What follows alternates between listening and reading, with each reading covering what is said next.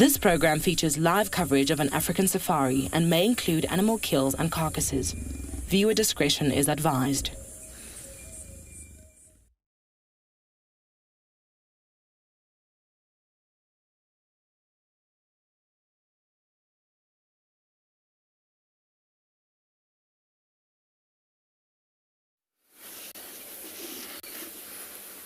Good morning, everyone, and welcome to Djuma Private Game Reserve.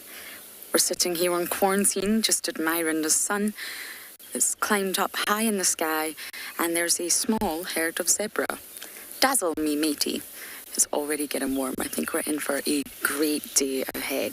So buckle up, everyone. It's that time of day for your live safari through the African bush.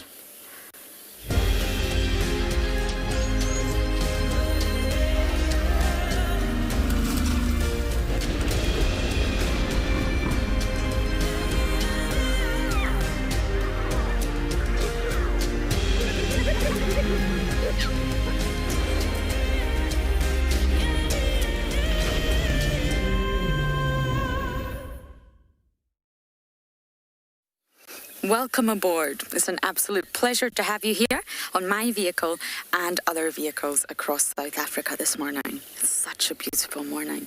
The birds are already singing, and of course, what can be better when you have zebra on quarantine? You just leave camp, and here they are.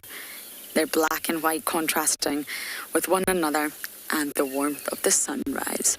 My name is Lauren, and I do have Simon on camera today, and we have lots of plans. I'm not actually sure where to begin. There's lots of things on my agenda today. I want to first stop off at the hyena den. It's always a good place to check, see what's happening, see who's around, have they stolen any kills, and then we may head in search of some spots. And there's also a few birding things I want to achieve today. There's lots of interesting birding things happening around here. So I want to see if I can put some of them on camera. So that's the plan. But as you know, out in the wild, it doesn't always go to plan. However, we're live. Nothing is edited. So please do talk to us. Use the hashtag WildEarth on Twitter. Or you can use @FC on YouTube. That stands for Final Control. Or you can email us if you're under 18. So kids, please do send in your questions to kidsquestions@wildearth.tv. And there's another option. You're also welcome to register on the WildEarth website. You just head over to the live safari page and submit your questions there. So it's entirely up to you how you want to talk to us. Comments and questions, please.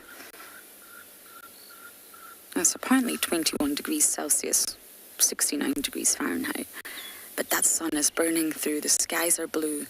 I can already feel the warmth, which means it's probably going to become very uncomfortably hot very quickly. I don't actually know how many zebra are here. I am now blinded by that ball of gas in the sky, but it's a small herd. And even from a distance, from far away, you can immediately see that shadow stripe. In between the black and white stripes, you see that shadow stripe, and that tells you straight away what species you're looking at. You're looking at the plain zebra. You don't even have to zoom in to be able to see that. But as to whether they're male or female, that's a little bit more tricky. Especially from afar like this. But apparently there was lions that were on the dam cam last night, so they may be very close by on Djuma, and I guess these zebra better watch out. So we're going to bumble off to the hyena den, and we're going to send you across to another location to say good morning.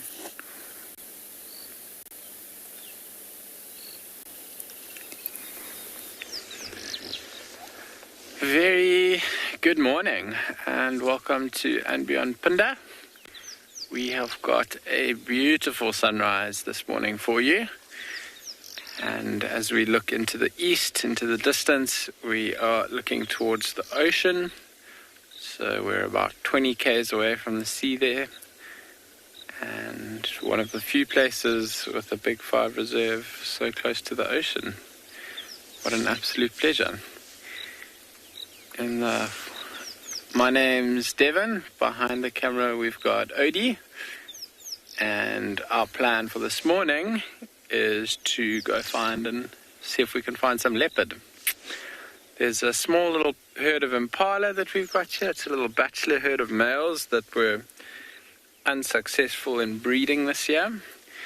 So the impala herds are well through the process of breeding. Most of the females have had their lambs already, and these males are the ones that got left behind. If you have a look at the size of their horns, there's one or two that are relatively decent sized horns, but the others are quite small, but by no means kind of exceptional horn sizes. So they're probably still quite young males, and not quite big and strong enough yet to challenge the really large males that will successfully breed.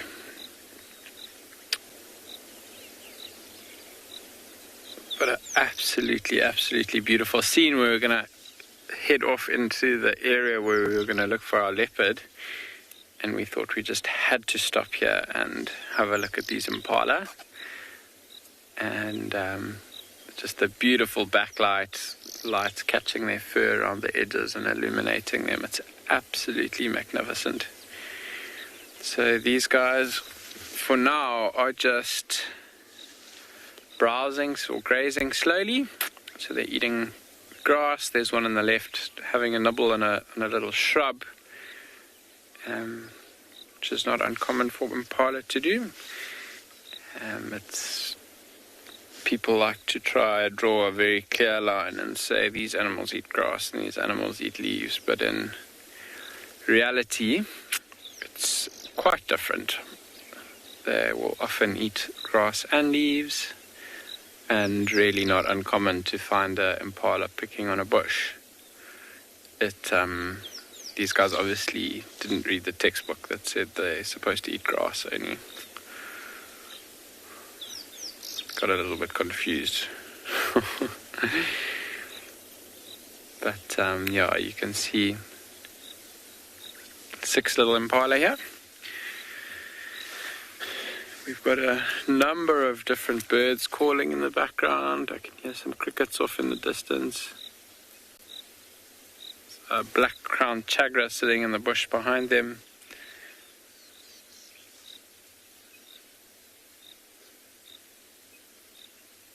And a really peaceful scene that's unfolding here. I think 4 of the 6 impala are now picking at bushes. Just in case you didn't believe me when I say they browse as well as graze. I thought it was just one that was a little bit confused. It's the whole herd.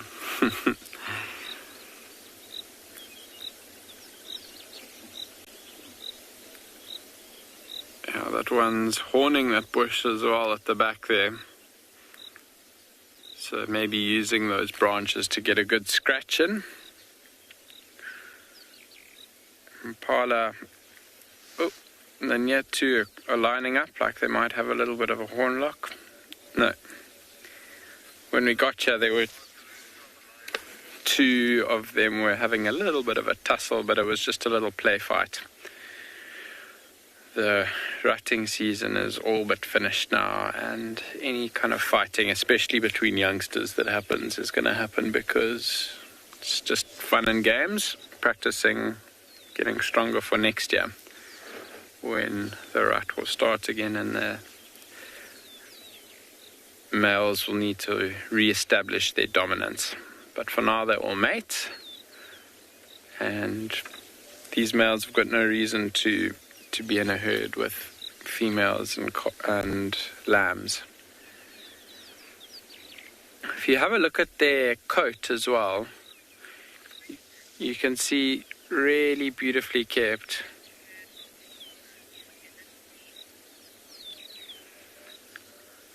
And the reason that they're so beautifully kept, every now and again you'll watch one of the impala kind of grooming itself. So we saw that one scratching its horns on the bush. There's one in the middle that's just grooming itself with its mouth. And impalas are actually really clean animals, so they take a lot of time to groom themselves. They sometimes groom each other. and their teeth have got a little bit of flex in it, so they're not locked into the jaw, so they can move in and out and make like a comb. Imagine teeth being able to, the gaps between them being able to open and close. You could imagine it's a very good tool to use to scrape ticks and that type of thing out of their coats, and as a result they've got these beautiful, beautiful coats. Ron, you were asking about the biggest herd of impala I've ever seen. I must be honest, I probably haven't counted. If I see a big herd of impala, it'll take quite a while to count.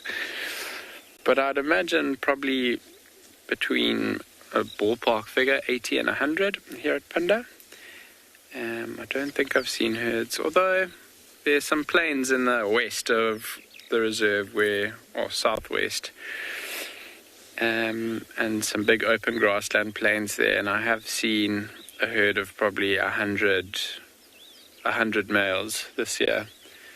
It was a massive bachelor herd of males, and they actually, when they were still closer to the rut, you could be sitting with them and they'd all start chasing each other around and making that very distinct call that they do when they rut, and it was quite a scene to watch unfolding. It was it was a lot of energy, and from that position the herds of female weren't with them. That bachelor herd of males, the dominant male there was keeping them away, but there was another herd of probably close to the same number of females. So I suppose 250 impala in a scene, in one shot. But I think in the other places like the Kruger National Park, the herds of impala do get a lot bigger than what we have here. These impala are starting to wander behind this bush a little bit. I'll sit with them until they disappear completely. And the sun is actually wandering behind quite a big bank of clouds. So the first, 10 degrees of the horizon, there's an opening, so there's no clouds. But then the next 15 degrees have got this big, actually quite ominous looking bank of cloud that looks like it's moving slowly, kind of in a southerly direction, so hopefully it's not going to hit us. But even if it does, I think it'll just make it or keep it cooler for a little bit longer. It doesn't look like there's any rain falling down there.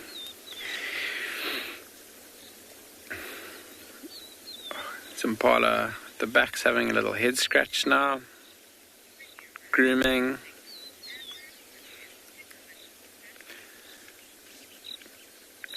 But yeah, what an absolutely stunning way to start the day. Cup of coffee, impala, sunrise. Doesn't get much better than that. What we are going to do now is we are going to carry on with our search for the leopard. We've got a pretty good idea of where it was seen last night, so we're going to head into that area quickly and do a quick little follow-up. Hopefully find some tracks, or maybe even find her in the same place as she was left. And we are going to send you across to Andrew at Ngala now, who has got a hippo in a watering hole. And we'll be back with you shortly.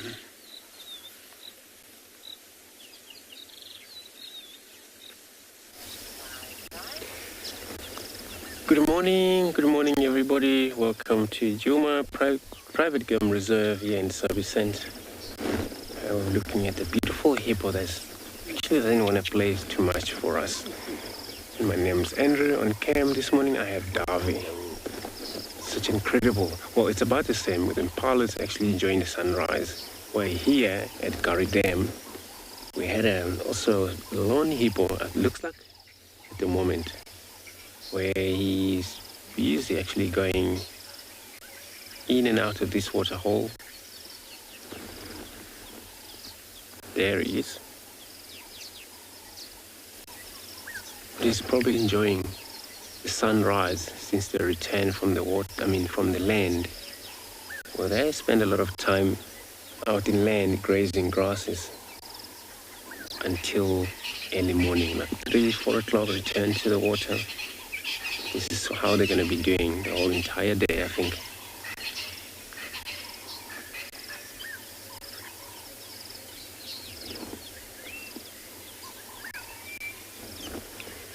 Temperature of today, 21 degrees Celsius, 69 Fahrenheit, where it's open sky for sure. It's going to be probably get more warmer during the course of the day.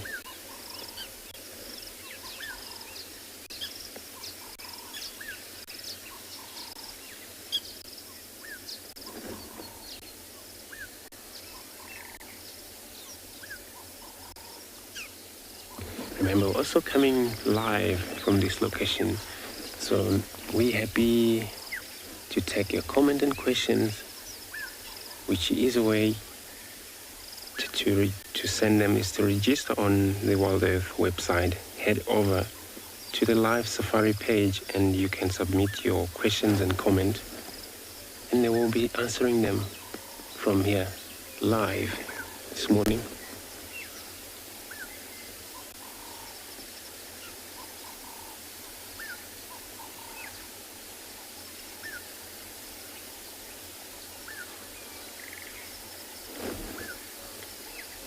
There is probably stand, as you can see, the whole body up, a little bit of it.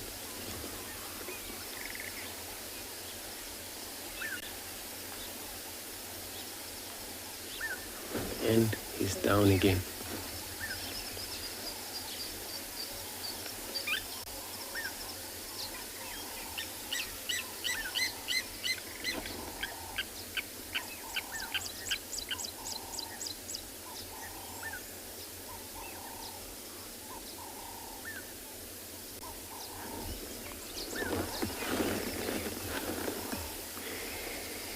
So yeah, my plan for this morning, I'm going to be searching around for the Prado lines. Then we believe they were around here last night. We're going to take time, follow them. In the meantime, I will be sending you across to Lauren with her little cookie surprise for everyone.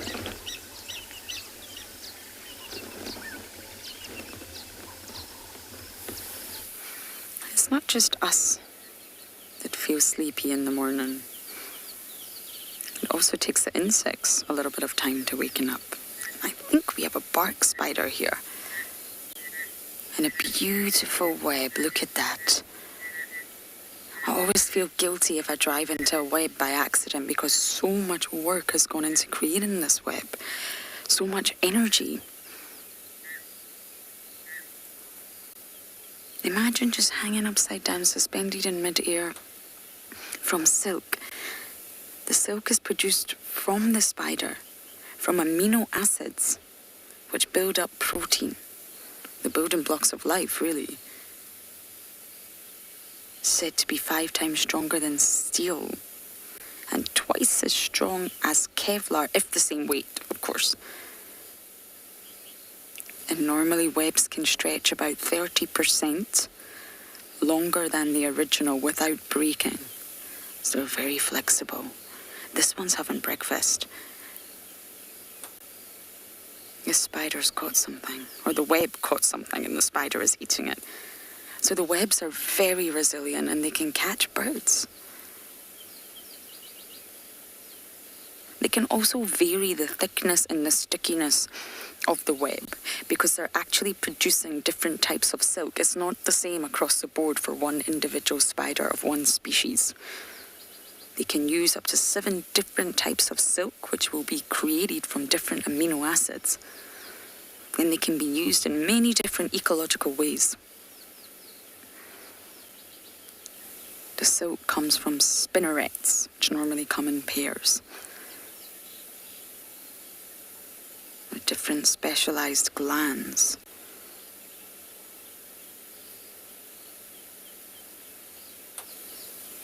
And these glands are visible, actually. If you were to sort of turn a spider over, look at its abdomen, maybe for a small spider you might need a magnifying glass or a microscope, but you can see the spinnerets.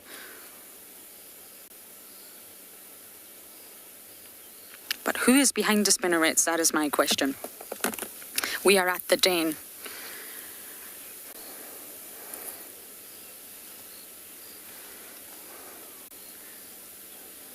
There we go. I don't know if this is corks. There's one cup. It's actually very difficult to see who this is right now.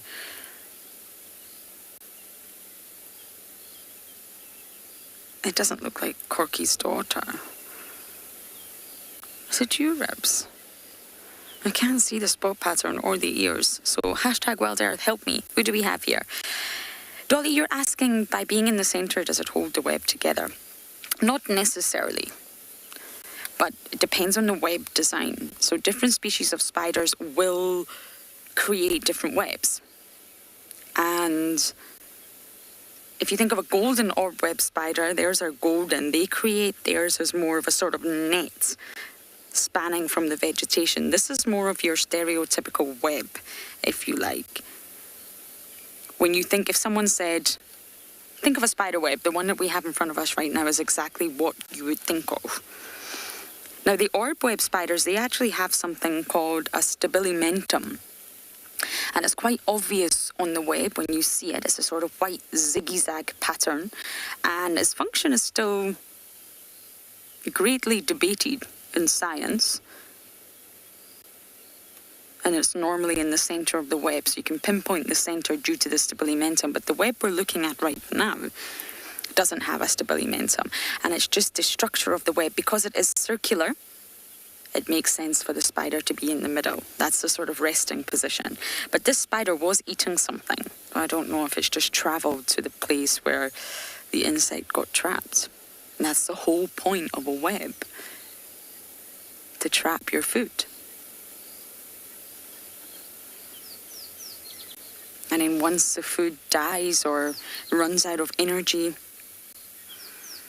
you then, of course, can just travel along the web that you created and eat it.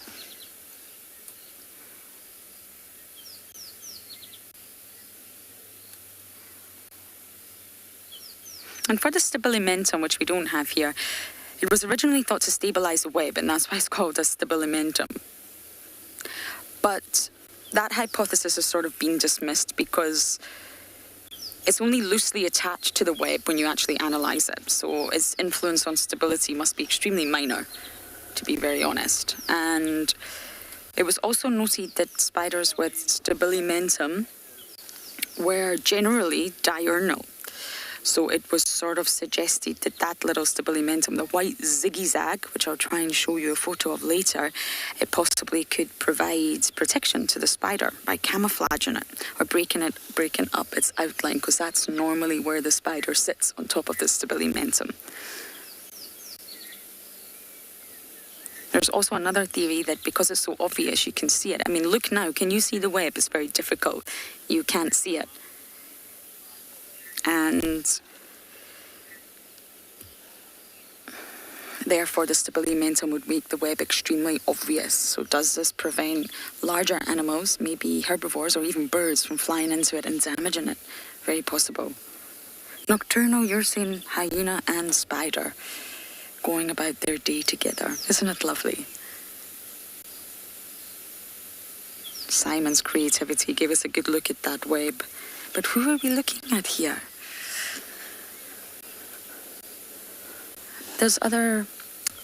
There are, I think, 3 or 4 other hyenas. We've got another mother, and I think we have Swazi and Ndebele, but they're behind the thicket, so we're going to have to completely reposition to give you a shot of them. But the den's busy in terms of bodies, but activity, everyone is very sleepy.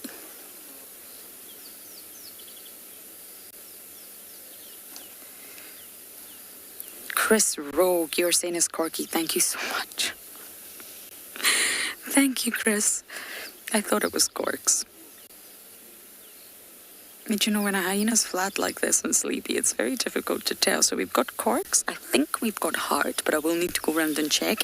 And I do think we have both Ndebele and Swazi, which is lovely, brother and sister. And everybody's curled up very closely together, sleeping soundly. Okay. When we get the chance to reposition, we will, so we can give you a view of whoever else is at the den. But for now, over to Andrew.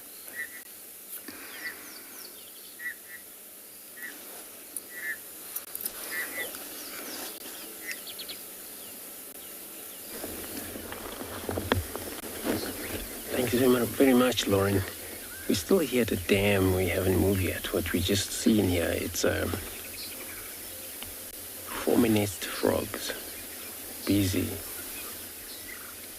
forming a nest or form itself, which the female does produce all of her form, and the males were able to use its legs, display them. This is how he actually fertilizes eggs. And it's amazing. It's always so important for, these type of frogs, forminous frogs specifically, when they place their nest or this form, it's got to be in a point of water below it. She's still there.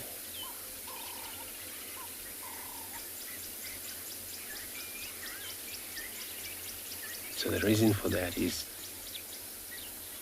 once these eggs hatch, tadpoles, they will be able to emerge straight into the water. And that's how they will survive then.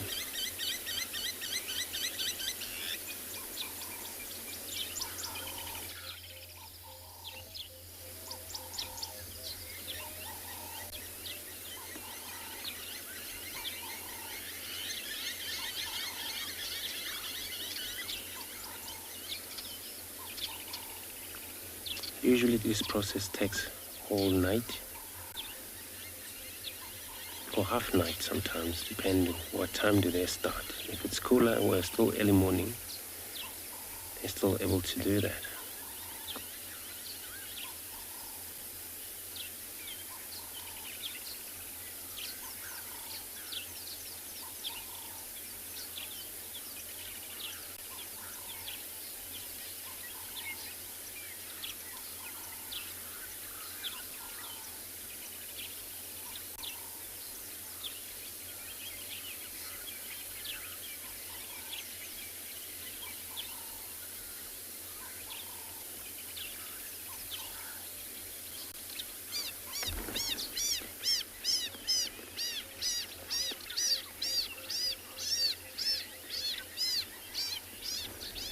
Penny, so you're asking how long do these tadpoles take to create its legs? So it's anything from 15, 18 days.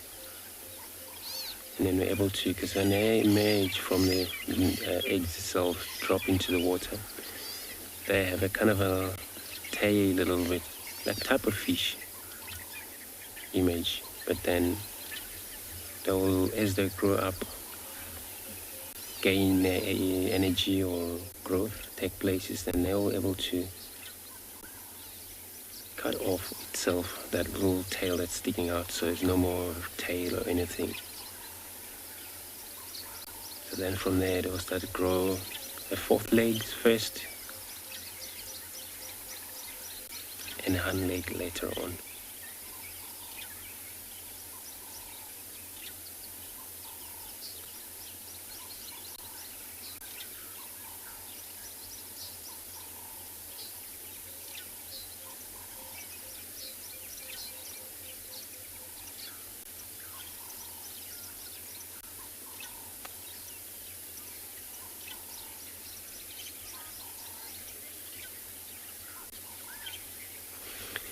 Megan, you're saying frogs are amazing little creatures. Indeed, they are.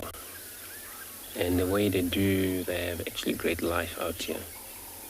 Even though they're active during the wet season for us, it's where you will see a lot of frogs. Tons of frogs. With this one, once they're an adult, you find them mainly outside of the water in the branches. And they've been seen near the houses humans building. But this is all about now reproduction that's taking places. That's why they're around this lake.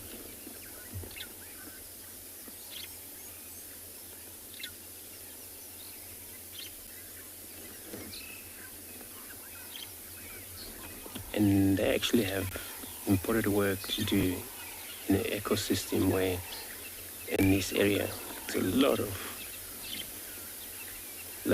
insect that flies around, these termites, and they will deal with the mosquitoes most. So they actually do great in this world.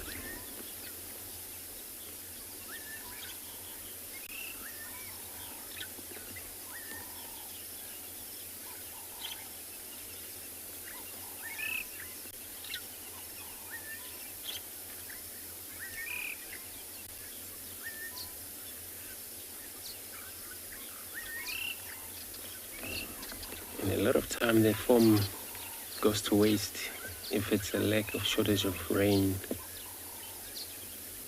You found dried out all the hash, and then when it fell down, they found underneath is no water, and they will probably dry out immediately, die as a young one.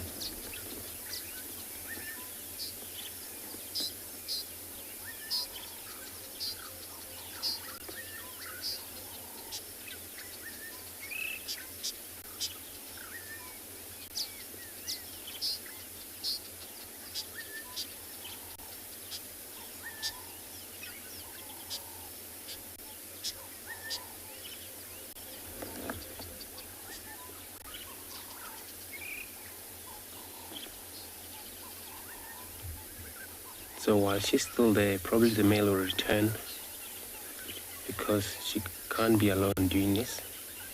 The male has to go on top of her and fertilize the eggs. That is his job. Wherever he is right now, which is probably around here. Sometimes more than one male.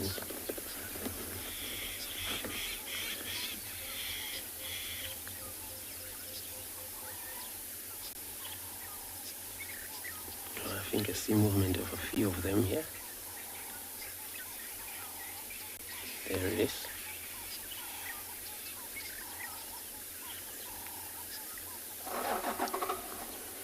Oh, something frightened them.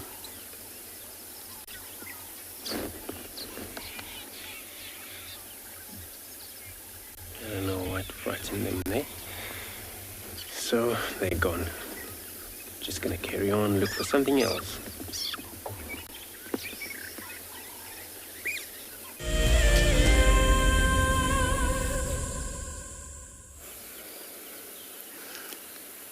Being at the den is just so precious. It's just a termite mound with an entrance and an exit hole. But just watching all of these animals who are all so fiercely independent be here together is really precious. Now, Chris Rogue, I totally understand you said corky, but I'm not sure. I feel like it could be ribbon. I understand there's only one cub, but I feel like we may be looking at ribbon here. I could be wrong. It's really difficult to tell. We're at a terrible angle. I just don't recognize this hyena as corky, but let's see when she puts her head up. It may be corky. That's if she ever puts her head up, actually.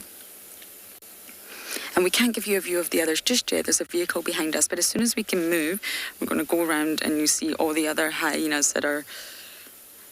Michael, you also think it's ribbon. Okay. I'm not sure. I feel it's ribbon.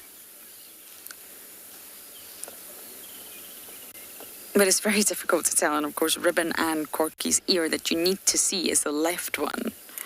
And that's the one that she's got down on the ground. But I do think it's... Oh, there you go. It's ribbon. Hello, Ribs. Oh. There we go. It's ribbon, but only one cub. Definitely can't tell if it's Shimbulu or Ngwazi right now. But we're going to sit here and hopefully we'll be able to find out very shortly.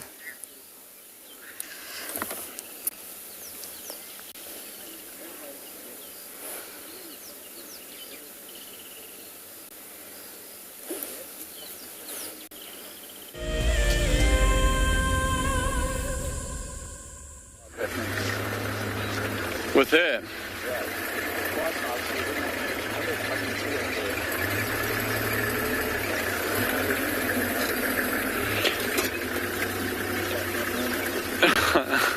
It's breaking routine. No, she, it's actually only quite recently, so she's always used, well, let me rephrase that, she's been in. You're back with us. Sorry about that. Don't know what happened with Phinda, but they'll be back with us really shortly, I'm sure. Broadcasting out here in the wild is not easy. Ah, there we go, we can see one. I think this is andBeyond. But once again, it's not very easy looking at a hyena from this angle. And I can see Tswazi. I don't think Simon will be able to, but I can really definitely see it's Tswazi, and I can see that ET. You can't miss it. It's on his right hip. And it's just spots, but it's almost like they've merged together to spell ET. Bye, guys. Okay, that vehicle is moving, which means we can move and we can get you a better view of who the other hyenas are.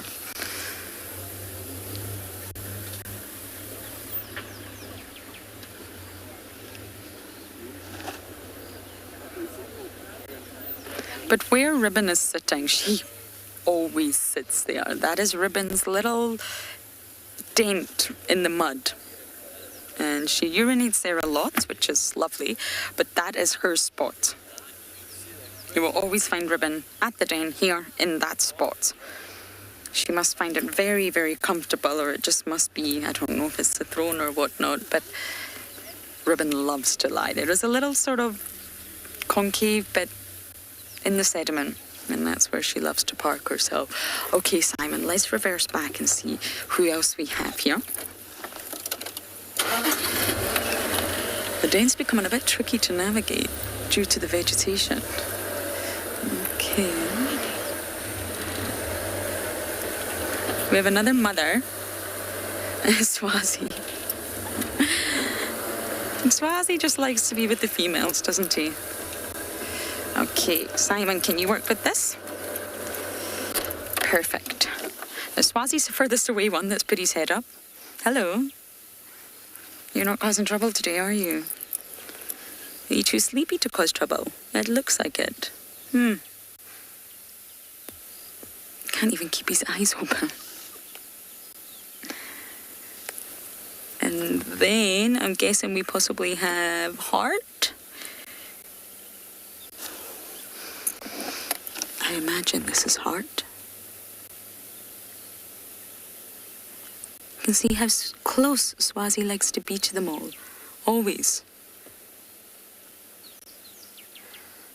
He's not scared to get close to the females.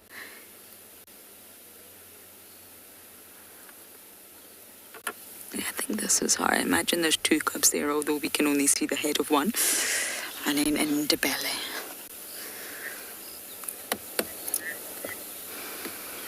It's really not the males that the females have to sort of assert their dominance over. And Tswazi is a bit of a goofball, if I'm allowed to use that term. He's still young, and he is at the age where he could technically disperse, but that doesn't mean he will. And the males are the males, really. He's a NATO clan member, and therefore none of the females will most likely think about mating with him anyway. But for andBeyond, that's a different scenario. Yes, his Heart. andBeyond is just this one here, Simon. She's a female, so she has to fit into the sort of female hierarchy. Her mother was high ranked, so she was always in a pretty good position, but she's young. She's obviously the same age as Tswazi. They're from the same litter. And although they come from a high-ranked mother with that silver spoon in their mouth, it's still a female-dominated society, and she has to sort of learn to understand her place. I mean, she's only just over 2 years old now, coming up for 2.5, and the other females will act quite dominant to her. And it's not that they're trying to hurt her, it's she needs to understand her position in the hierarchy. Everybody has their place. Every female knows who they are submissive to and who is dominant. We have to understand that. They will behave differently to different females. Everyone will be submissive to Ribbon. But Corky and June, for example, they have to understand who is dominant over the other and who they act submissively to. And that's why they treat Ndebele that way, but not Swazi. I mean, the females get a little bit grumpy with Swazi sometimes, but otherwise, he is totally accepted. And if you look, Swazi's sitting very close to heart. They're almost touching. They probably are touching here. I think he's got his paw on her head. But Ndebele is just a little bit further away. She's about 2 meters away from heart.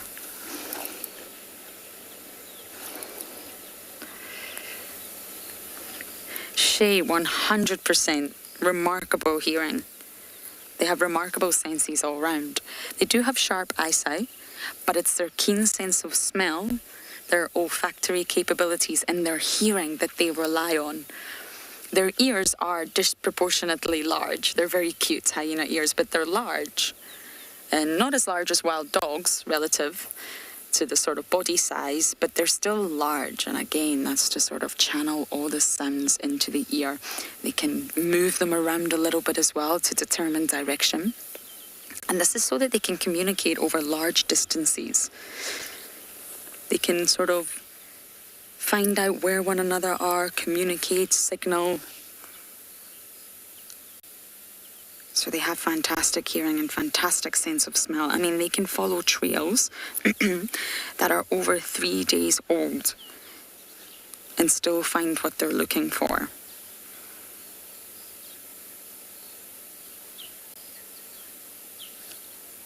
They have around 14 different calls. They can all communicate with one another.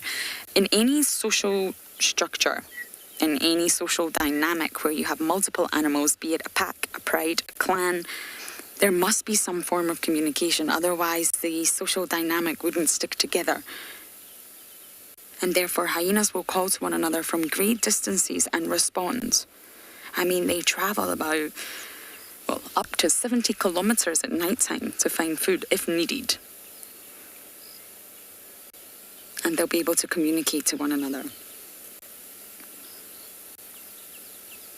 If they couldn't communicate that way,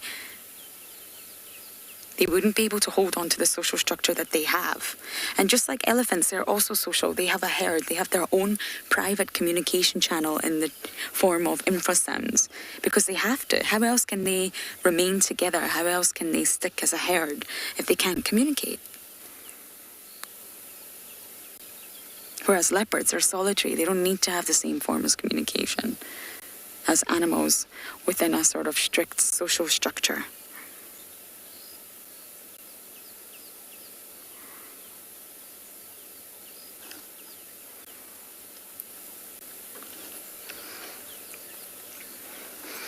So I think Simon and I may sit here just a little bit longer, but we are going to send you guys across to JAPIE to say good morning.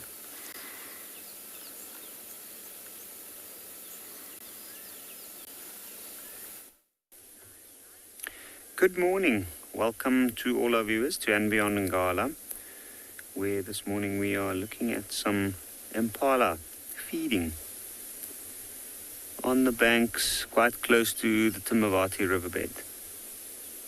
Now we've just had lions calling in this area. It sounded like an entire pride calling.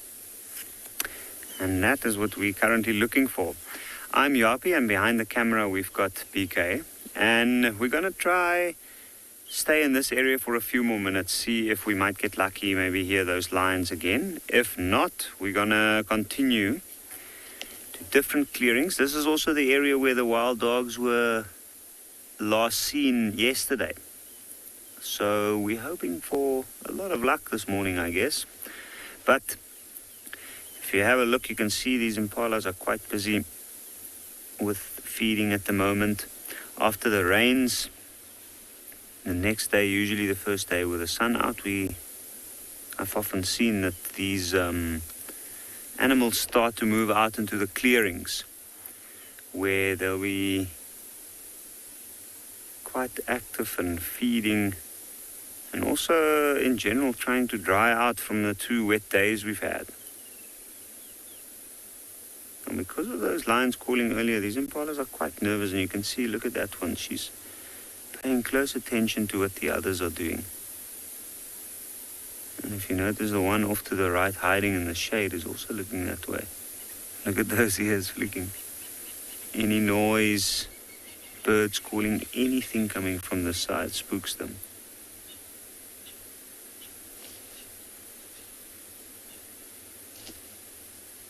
The moment one starts moving, the rest will follow.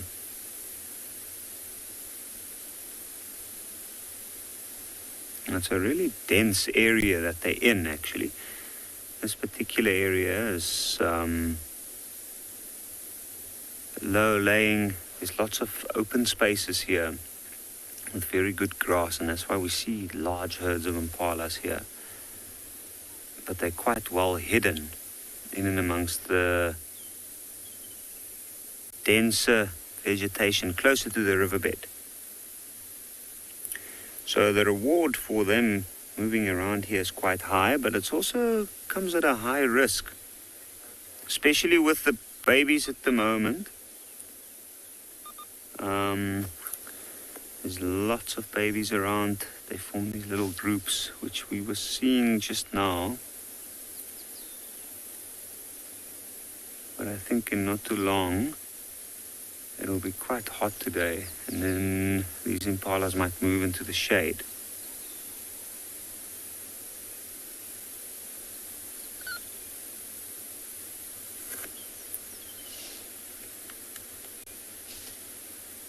And you can see she's still looking over in the direction where the other one headed to, and she's probably still wondering what they're doing.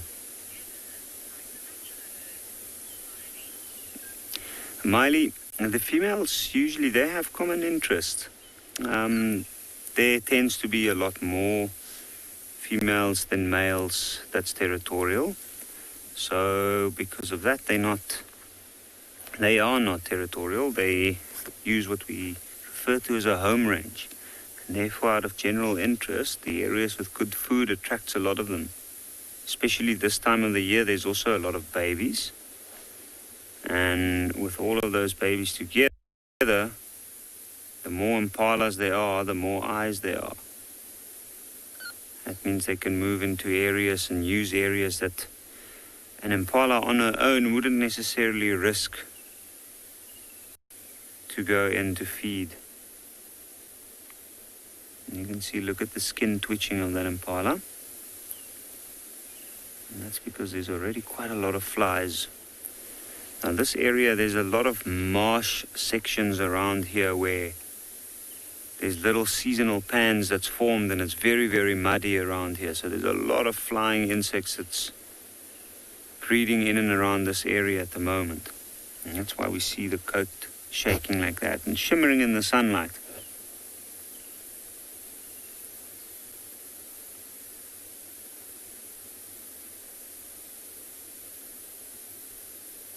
It's interesting to watch them feed. You can see how quickly those lips move, just nibbling off certain parts that they need. And then the slight twitch of the head is a little bit of a tug to loosen or taking that last bite of whatever they're feeding on. In this case, it looked like the one in front's feeding off very tall grasses, and the one at the back's feeding off one of the trees.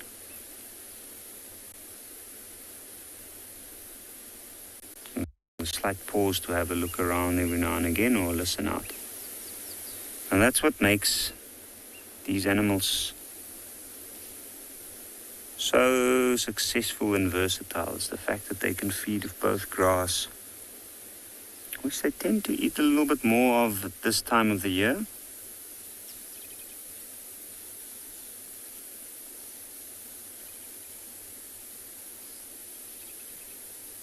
And generally they're staring into the area that they have the best view of at this point. Or maybe it is the area where they knew that they knew where the lions were calling from. And I think we're going to leave these impala continue to have a look for those lions and send you over to Andrew with a monitor lizard.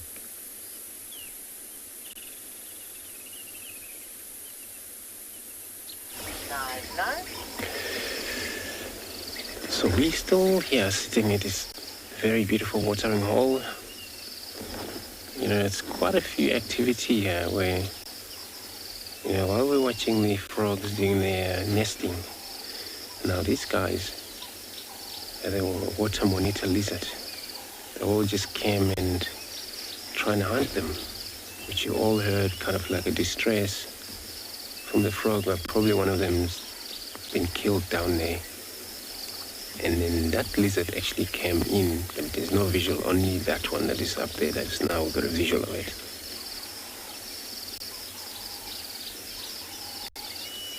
Basking.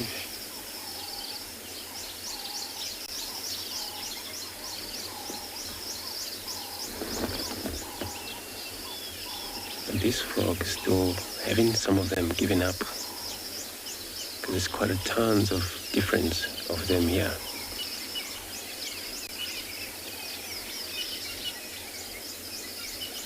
But the same species are still tree frogs, or 4 minutes frogs.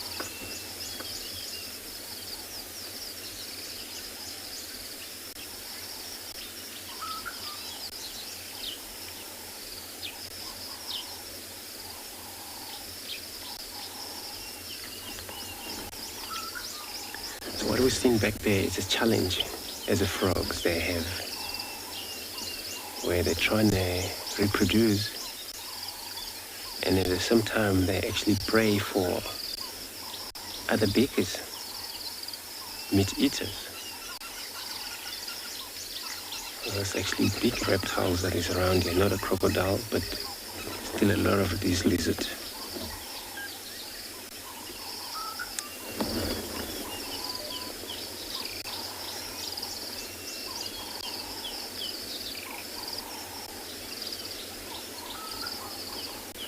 But that's how the life goes. You will live, support your own life, but then somebody's looking at you as a meal at the same time, so you food. That's how the food chain goes.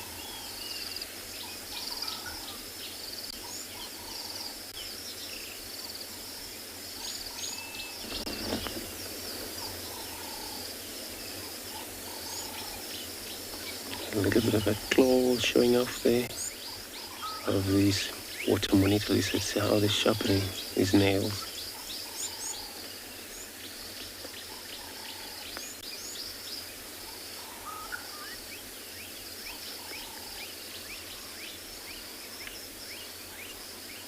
Yeah, it's coming out.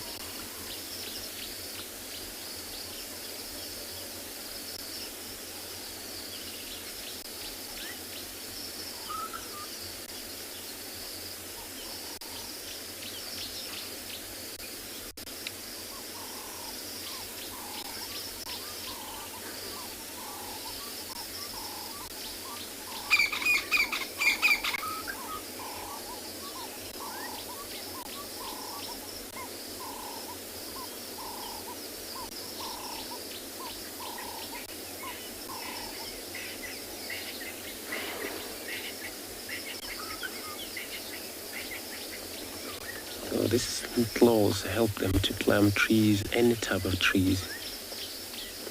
And they spend a lot of time in the water, these one.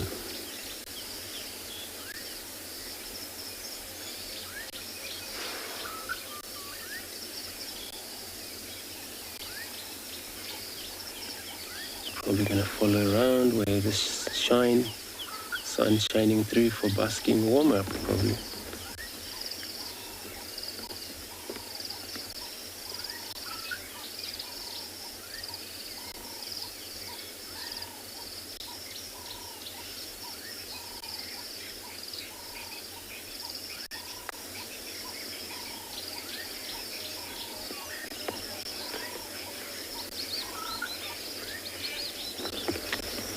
Yeah, so you're asking if this frog will remain here until the tadpoles drop. So not physically in the nest. Once there is a nest, they're done fertilizing it. They would probably go somewhere else. Probably go lay some eggs somewhere else or take it easy and they've done their job. For the meantime, that nest, it needs time also to gain some kind of a dryness. So it actually takes time for the nest to dry off. Once it's made, it's still soft, which that form is quite soft for any others, such as a bird can stick their beak inside. But once it's like a day old, so itself, it forms a little bit of kind of like silky object, which is already covered the whole nest, but it's still white. It's so that the out layer, it's rough, not easy anymore for anything else to penetrate. And they don't need to watch on that anymore until the tadpoles drop into the water.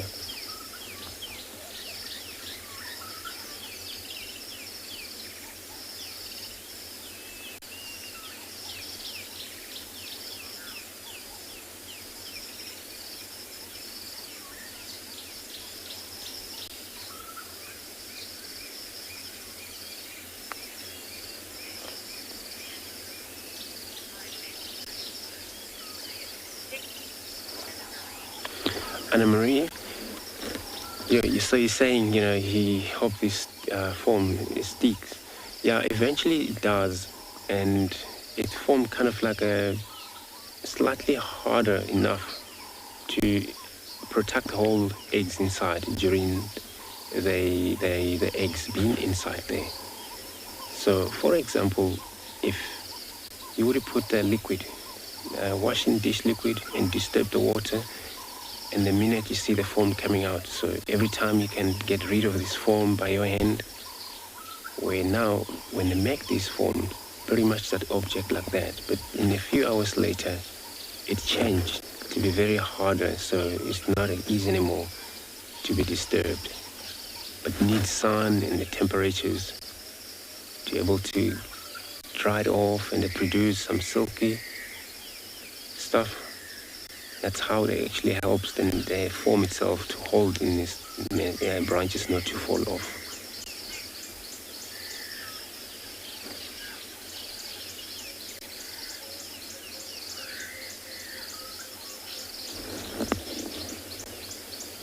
I'm not sure whether it's going to hunt around yet. It's now on move.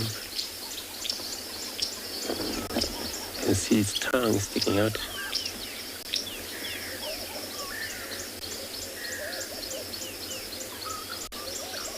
Where that is actually a hunting method, just like a snake. They stick the tongues out, kind of a sense taking place.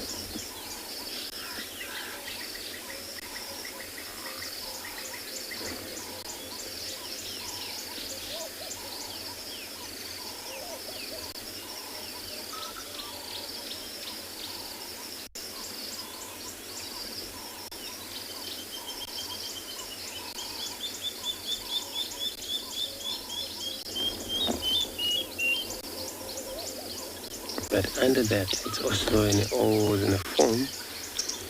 But I don't think that the lizard will go for a form itself, because there's nothing in there. So it's just only the form would only go for the frog itself, unless if there's something available. Then of course that nest can be disturbed by the lizard.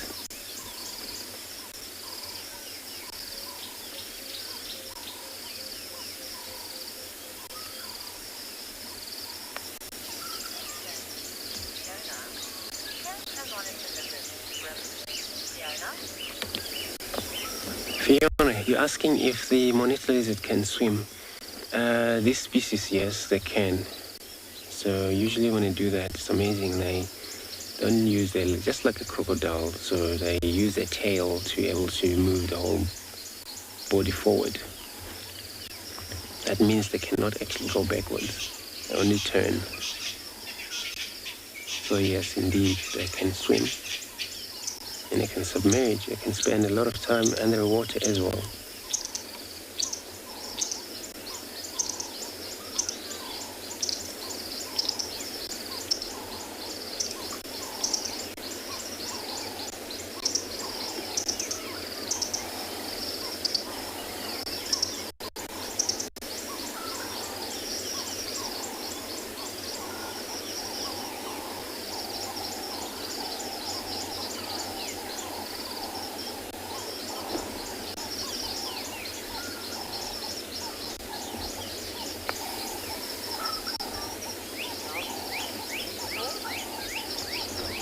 Alright, so we're gonna move on.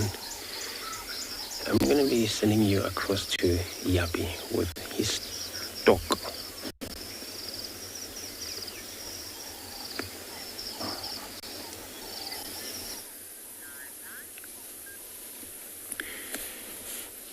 Look at that, a beautiful male saddlebill stork. What a unique looking bird indeed. And he's been very busy. Like that, have a look at that. He's just caught something. How exciting is that?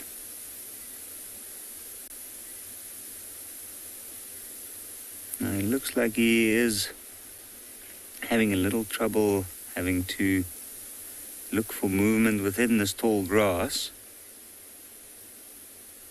And it's really, really tall grass, because this is a very tall bird and it's almost completely disappeared if it wasn't for that long neck. But the area that it's walking is one of the seasonal pans that form within this area. And it's a small depression in the muddy soil that eventually gathers so much water and gets enlarged by larger animals using that water. And over a long period of time, it forms a almost marsh-like habitat, which in turn attracts a lot of frogs, which I think is mostly what this bird is going after at the moment.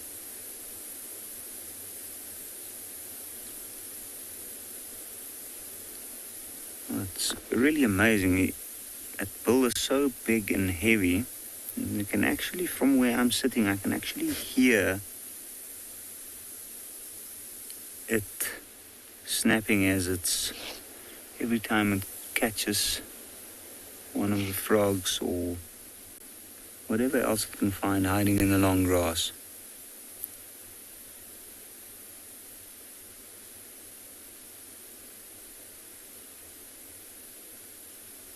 I'm sure as it's busy moving through the grasses with its feet and big toes, it's probably spooking things around, and as they move, it grabs it. A lilac, that's a good question. I do not know if it's the tallest of the stork species. I know it is quite tall, but I do think that the white stork might be a little bit taller than this one. But I'm really not sure about the actual length comparatively.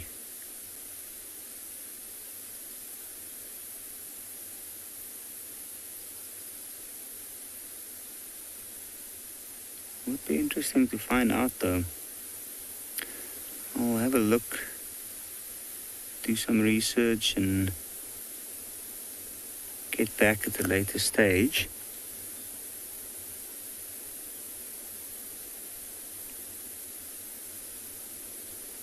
You can see how well its length serves it at this point. And the red and black markings on the legs. As it carefully wades through that very, very long grass. And of course a really, really muddy ground layer below all this grass. So it's a really large animal will pretty much sink into this mud wallow, something like a buffalo or rhino. which I haven't seen many signs of in this area, oddly enough.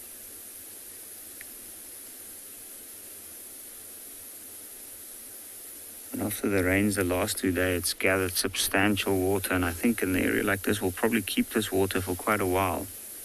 The soils here are quite high in clay content, and they stop the water from seeping in.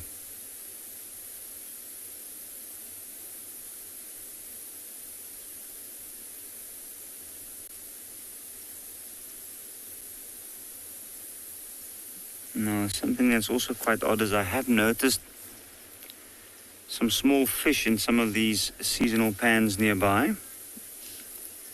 And I know that this bird is mainly a fish eater, but frogs also form quite a big part of its diet.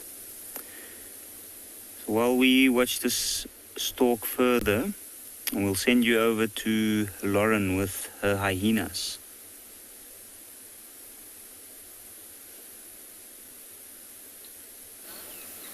Incredible moments here at the hyena den. Tswalu Sabi didn't stay sleepy for long, and what he's trying to do is rouse Heart's pair. And they just want to kiss Mama. They just want to give Mama lots of love today. Look at that face. Oh, is that good? And Tswalu wants to play. Tswalu wants to annoy them, and they want to get all the attention from Mom. Ribbon left, so we got to see her walking. She's still limping, but it's a lot better. That's Heart saying, "Go away, Tswalu." Wasn't very aggressive, but she's saying, "Go away." What do you have on your nose?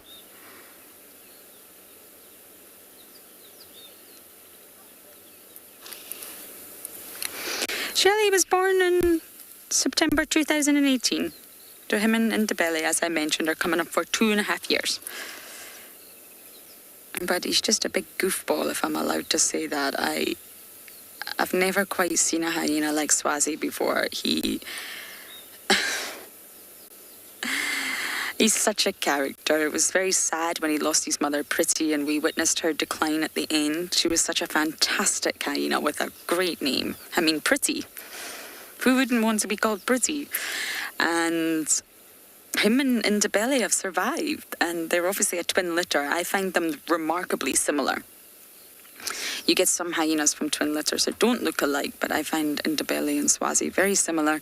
We saw them hunting together not so long ago, and they've survived and thrived. It's a wonderful story, and it's probably been the clan dynamics that helped them survive. They just want to be around other hyenas. Oh, look at this tender moment here between Heart and her little ones. Heart's fiercely protective over her babies. She loves her babies, as most mothers do.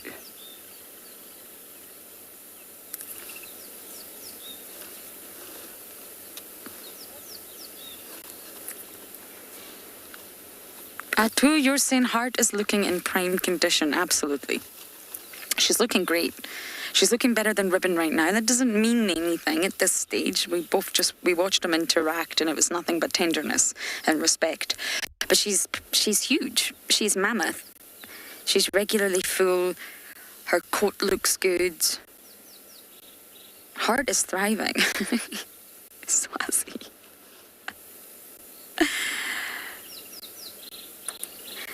Tswalu hasn't learned that thing called personal space. He's not quite sure what it means and how to go about it.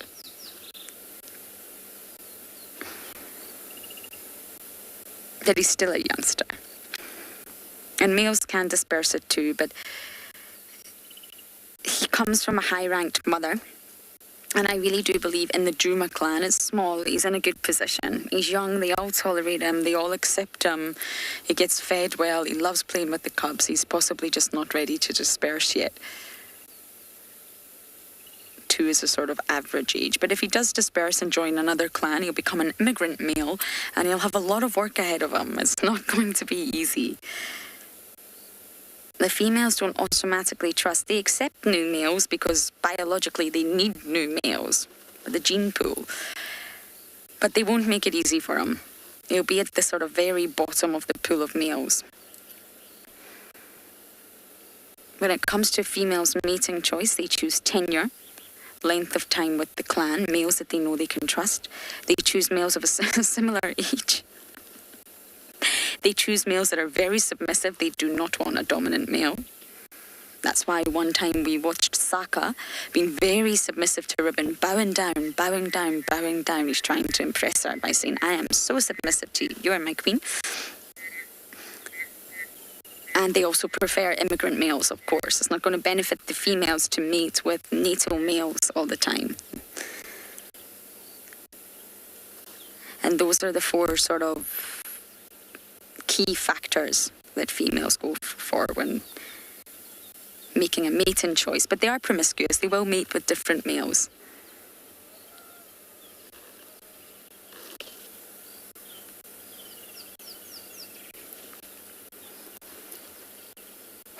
Such a sweet moment.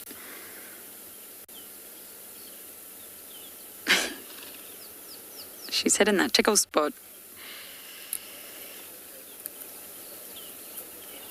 Olivia could be anywhere after 3, really.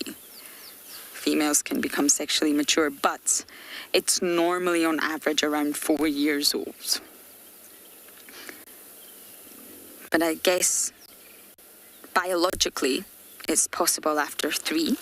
But it also depends on your position in the hierarchy, because your position in the hierarchy is going to directly relate to your condition. Generally speaking, the higher rankers have better access to food, they're larger, they're stronger, and the lower rankers not so much. It's a different lifestyle depending on where you are in the hierarchy. So I think it might be a while before Nzabeli will have her first litter. But biologically, after 3, she can be classified as sexually mature.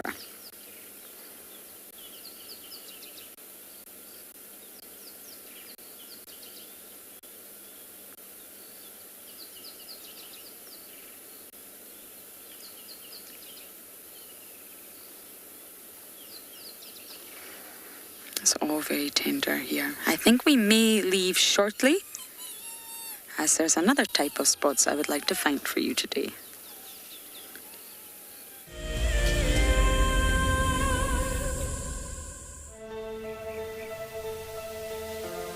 How insane is that animal? This is out of this world. Fantastic. Good, Mama. Wow, what a way to start off. It's just such an incredible privilege to be out here. It just keeps on delivering. There you go, there you go. Heart is pumping right now. 3, 2, 1. You are live, you are live. Look at this, everybody. We've got a live kill.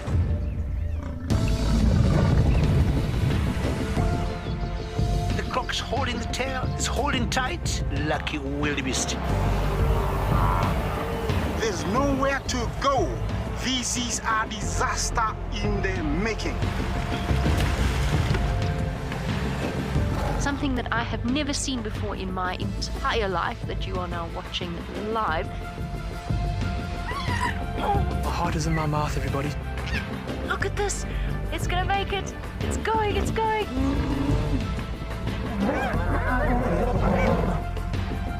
This is just too magical. Hi, little guys. That's great, isn't it? Look at that. Scuba Steve has got a friend. You've got a friend in me. It couldn't be a better morning. This is just too special. Oh my goodness, we've got a turtle. How epic is the fact that we're coming to you live from the Chobe River?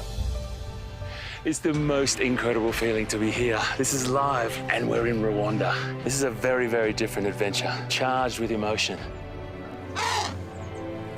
I did not think I would ever face my fears like this.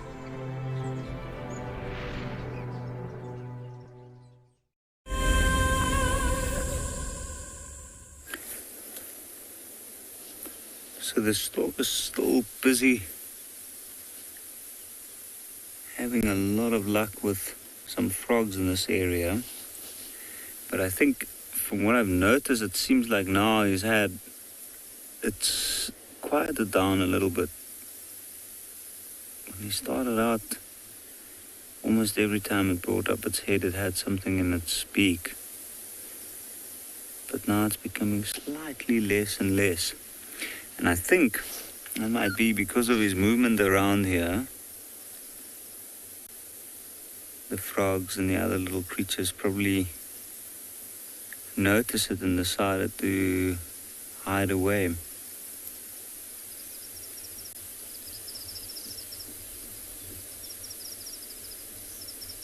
It's also getting quite hot at the moment.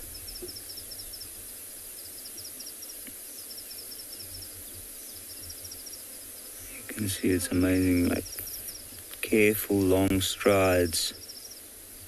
And he's been moving up and down that island and then moving back into that corner each time. And the corner that he came from, there's a little bit of shade from a tree that's growing there, and I think there's quite a few creatures hiding away there, as opposed to right out in the sun.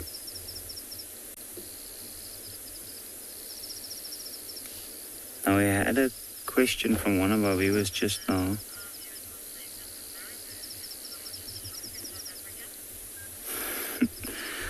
I tend to agree with a lot of our viewers. I was just about to say that we had a question from one of our viewers about which is the largest stork, and it looks like the marabou stork is slightly larger than the saddlebolt stork, and more or less the same weight.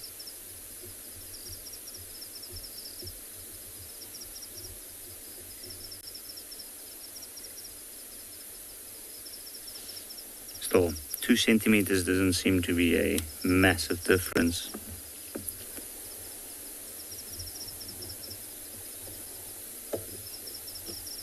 They both actually have quite a wide variety in their diet. Marabou storks, we know, we sometimes see around carcasses, around areas where there's a lot of rubbish on occasions. So they are strange creatures, and they pretty much eat anything they can get. And it's almost the same with this bird here. Now, I've read before that they will even go to areas or large bodies of water with a lot of red-billed quilius around, where they'll look for their little ones that fall out of the nests into the water.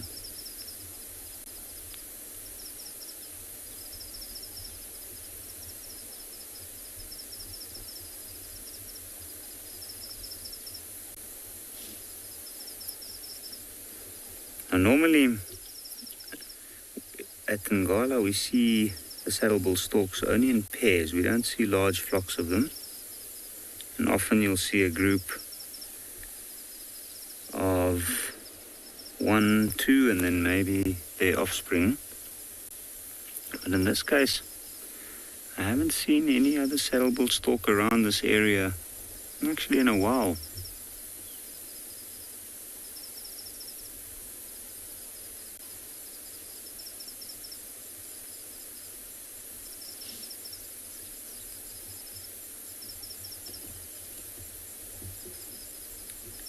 Oh, there we go. It looked like a frog. I couldn't see it. It was too quick.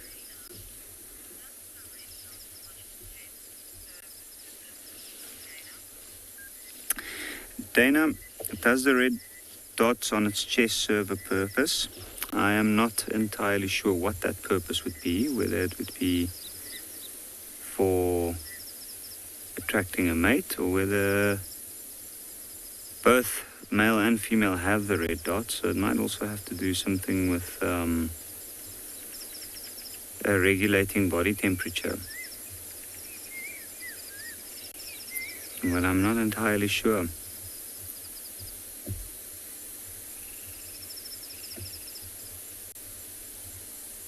I know this bird does have very vibrant colors. The yellow saddle on the bill, which is where the bird derives its name from, and then the stark contrast between the black and white and the red and black on the bill as well as the legs. So it is quite a conspicuous bird.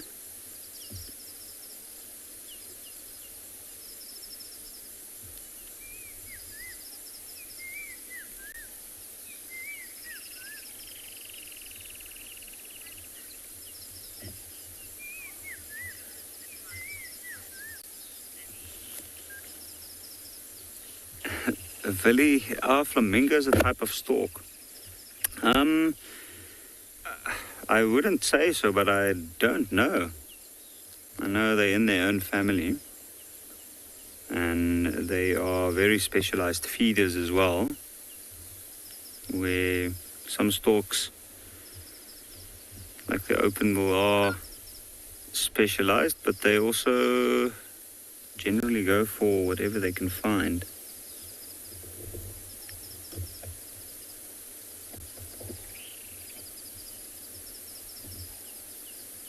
You can see it looks like the bird's moving very carefully, and as soon as it hears something or something's moving around, then suddenly it speeds up and tries to dig at getting something down in the mud. And I'm pretty sure once it puts its head down, it has to strike quickly because it won't be able to see down there.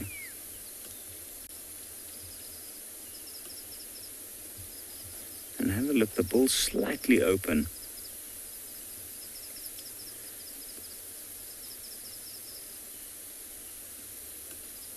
Just before it goes down to grab whatever it's trying to grab, it keeps it open, and it's very, very sharp. End is almost like a spear, ready to impale anything larger than a small frog. Now, I don't think there's any fish in this pool at the moment. I have seen some very small fish in some of the other pools nearby.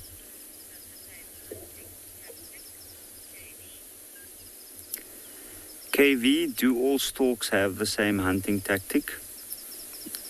I'm also not sure about that. I haven't seen all storks hunt. Generally, from what I've seen, some of the larger storks picking up smaller things off the ground. It's in a very similar fashion, but not all storks eat the same things, and I'm sure it's not entirely the same throughout.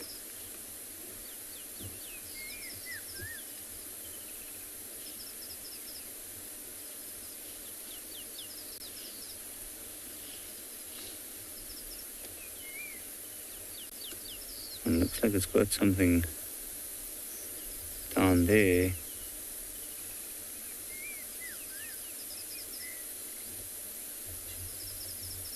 And I think it's almost like the stork can't believe its luck. It's the only bird taking advantage of it.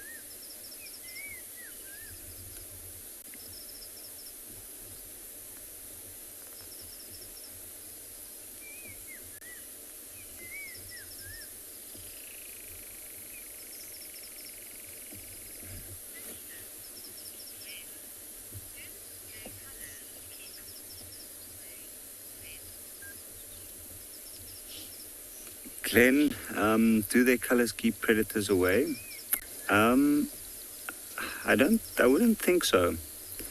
The colors of warning, or aposematic colors that certain insects or other creatures might have to keep predators away, is usually an indication that they are distasteful or that they might be toxic to eat.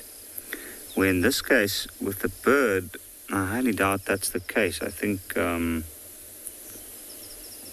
it's probably more likely to be an attraction or for means of communication with birds over long distance. I have seen these storks fly up really, really high when they use thermals to get lift on hot days, and you often find them way, way up there circling in between a group of vultures. Now, in that sense, the best way to pick them out is looking at their colors. I'm sure if there are any other storks around, that might be the way they identify their own species. And also at a distance, in the tall grasses along a stretch of river or large body of water. And it's got something, it looks pretty large that it's got there. I can't see exactly what it is. But I wouldn't be surprised what it'll be able to find within these pans at the moment. And it's because it's a different area as well. I'm gonna try a reposition, see if maybe we do get another view or a better view that's not obstructed by the tree.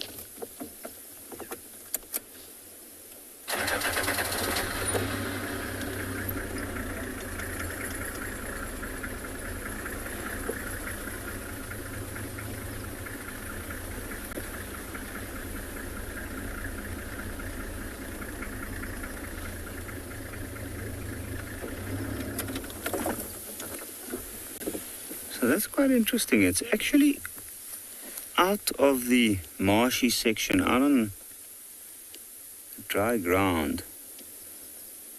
And you can see now it's catching something more regularly. It looks really small. You can hardly see it before it flicks it.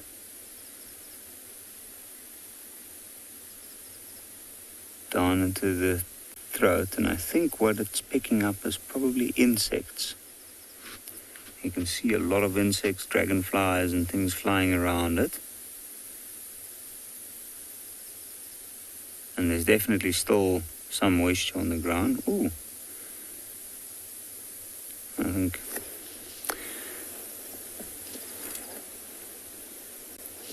it's probably picking up things like millipedes or beetles in this case. Would be a good guess.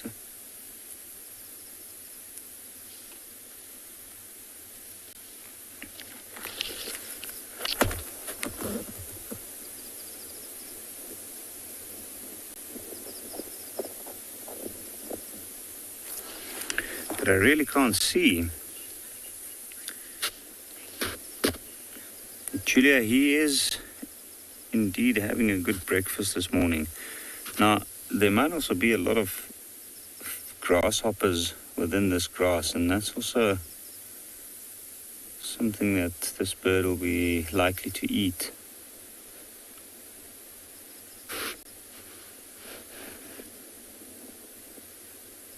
Shaking the feathers, it's probably picked up some moisture or parasites or something else from the tall grasses when it was wading in that pan.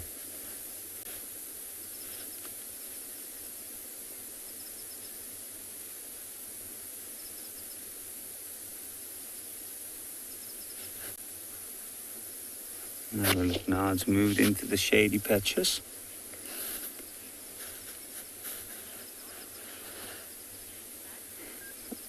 Jetpack, it's really very long legs, and it's amazing to see that the bird's actually standing on the one like it was just now. To catch its prey. Now, of course, the size of it is so small, but the nutritional value of insects are quite high, and therefore, when there's enough, like there is at this point, it fully capitalizes on the situation.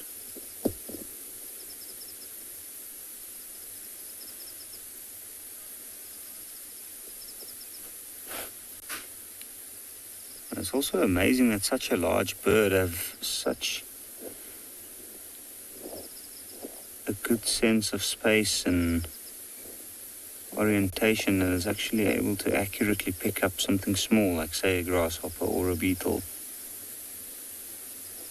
accurately and quickly.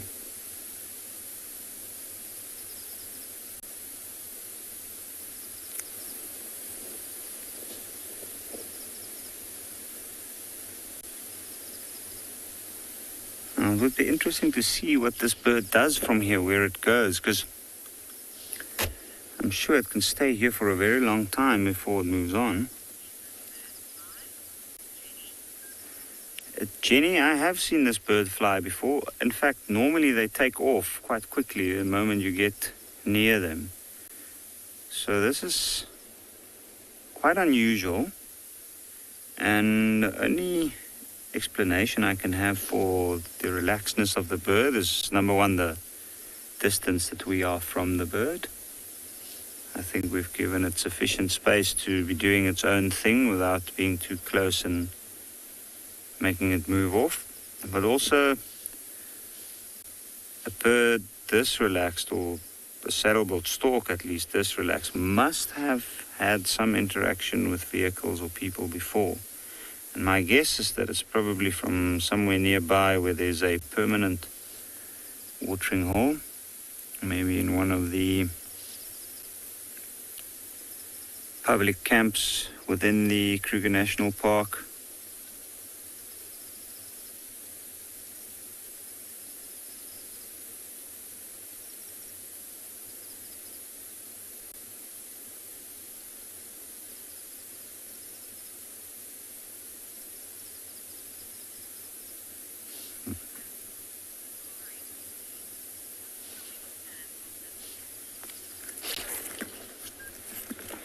Safari Kitty, what is the wingspan of the stork? The wingspan of the stork, I'm going to have a look for you in my book, which at this point I do not see any wingspan numbers in here. I am not too sure what it is. Okay, wow. Okay, so I've just received some information that it's about 2.4 to 2.7 meters, which is massively long. It is a large bird, but that is very, very big. It's just moved out of sight. I'm going to move a little bit back and see if we might get another view of it. It looks like it's moving back towards the water.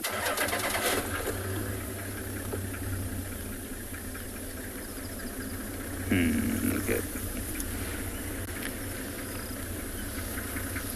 What a useful place to be for this stork at this point. And in fact, normally you wouldn't think that they're this active. When you do find them, they'll either be standing somewhere, like in a small puddle out in the open, and looking around nervously before they fly off.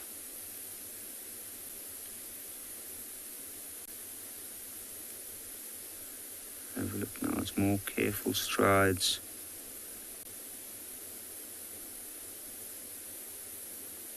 The feet go in very, very well thought through. As to not spook things completely out of the area. But unfortunately, that magic quarry right there is in a very, very annoying spot at this point. So I'm once again going to move a little bit forward, see if we'll get another view of it.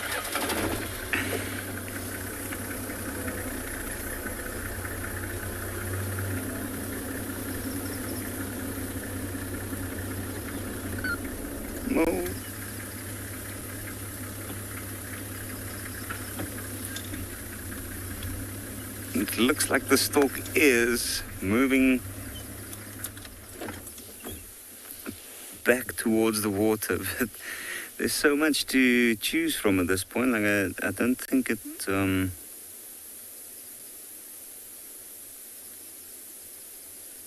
I don't think even itself really knows where to be looking or where to be hunting. He's going to come out on the other side now, and he's just been moving on this one side of the pan, which is very interesting. I guess it's mainly because this is the more open part, and the clearing extends in the direction that the stalk is moving.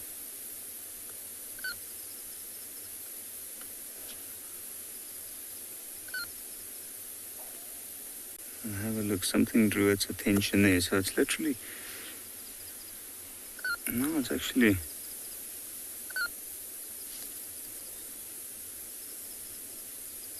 I wonder if that was it trying to grab some of the flying insects out of the air.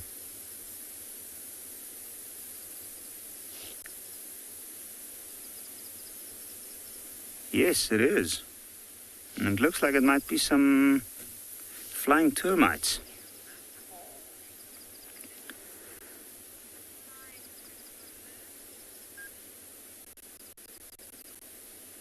So it is definitely some flying termites coming down that I can see at the moment, which means that this bird is now going into the next course of its meal. I think we might have a look at it for a little while longer.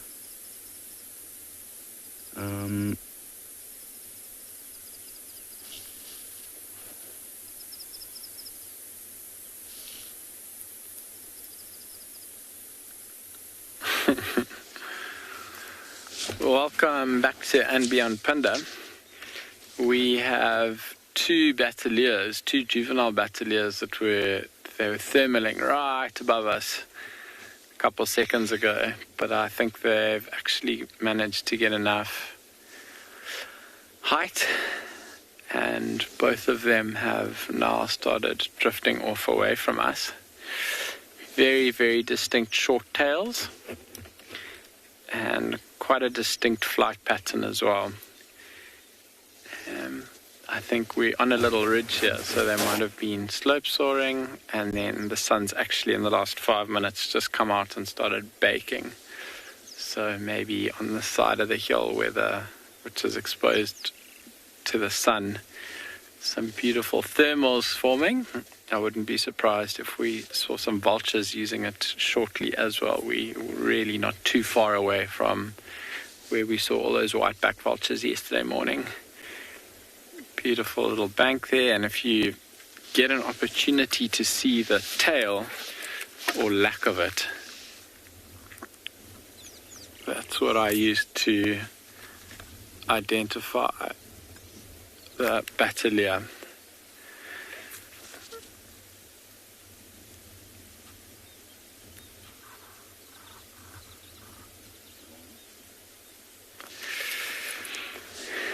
We are now sitting with this beautiful view out again. A really good spot to scan from and, and to birdwatch, it would seem. There's some European rollers calling behind us as well. I'm not sure if you can hear them.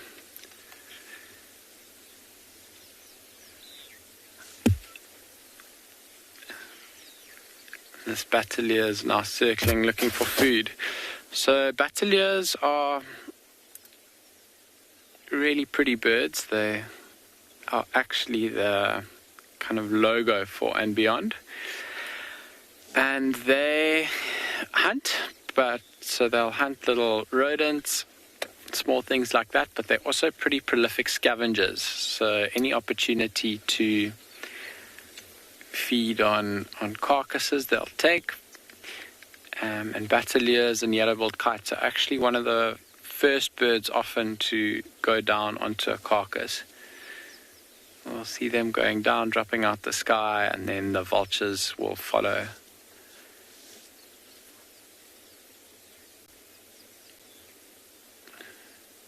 magnificent setting that we've got here now. This Bateleur looks like it might be coming back towards us a little bit.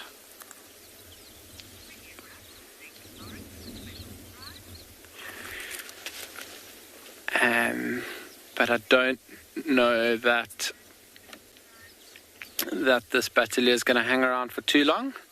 So we're going to send you across to Lauren, who has got a very special surprise for you.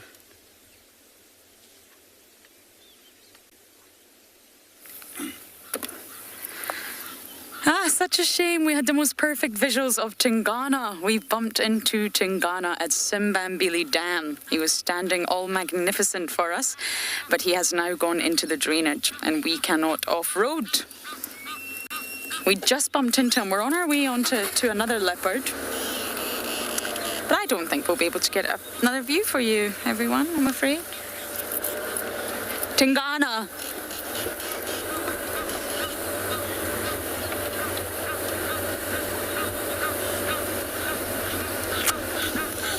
Unfortunately.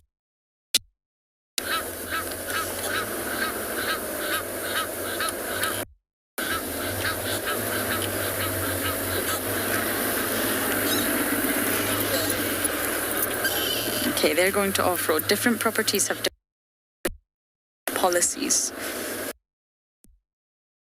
If we can off-road for our leopard, hopefully.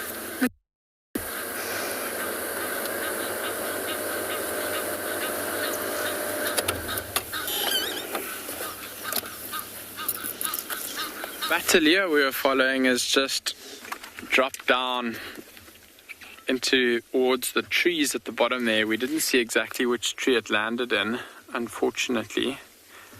I think what we're going to do is I'm just going to slowly move forward.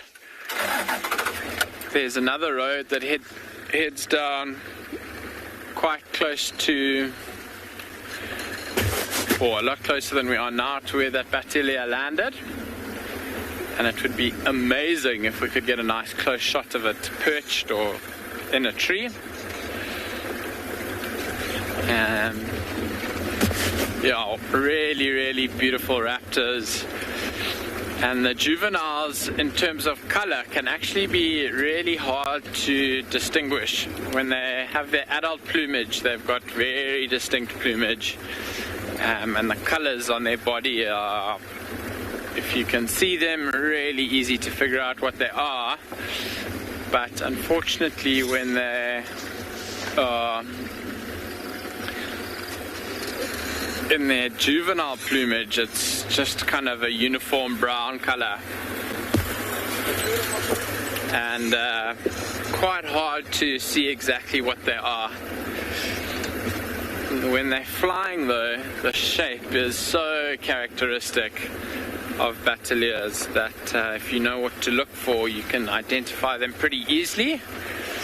And when you're looking at them when they're perched, especially from a distance, it can be a little bit more difficult, but they do still have a couple distinct features to look out for. If you can see their tail while they're perched, their tail, which is so short, is quite distinct. Bateleur actually translates from French, if I'm not mistaken, to mean tightrope walker, which describes the way that they fly. Let's have a look. I think, no, that's a tree that's fallen over. I'm just scanning all these young fever trees down here. That's kind of the direction where the Bateleur landed, but I don't see anything. So yes, so Bateleur translates to a tightrope walker, and if you imagine a tightrope walker with their arms outstretched, using their arms wobbling to balance, that's what the name refers to. Because they've got such a short tail, they're often almost like a fighter plane or a fighter jet. They have this little wobble from side to side that they keep needing to counterbalance. And that's really because their tail is so short and they don't have that stability that a larger tail offers, which is really, really cool. So they're constantly adjusting, and when you watch them flying around, you'll often see them.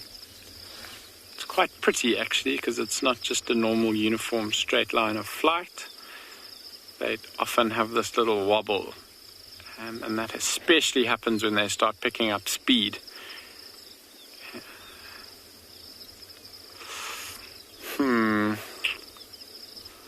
If I was a Battalier, where would I land?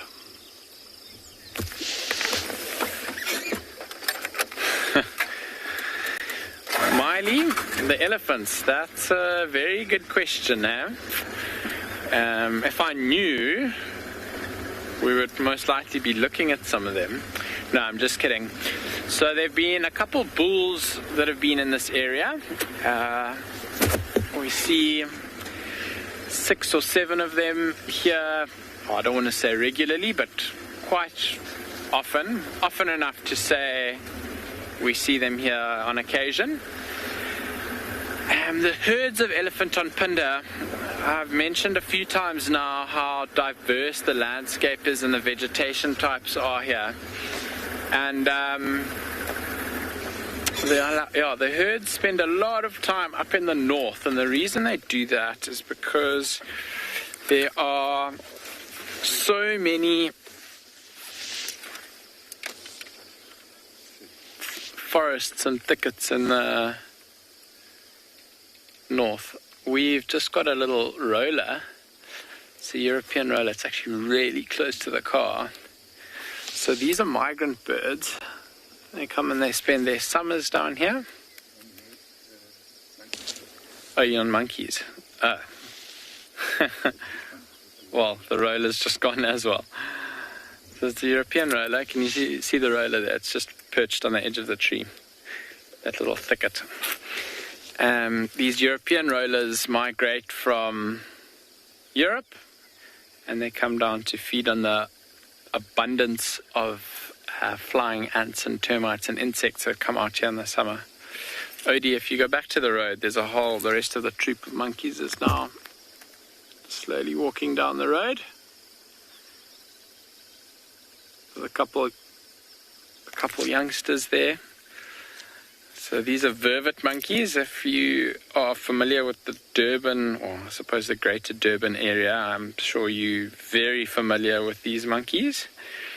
If not, they seem very cute and sweet at this distance, as long as they're not too close to your house.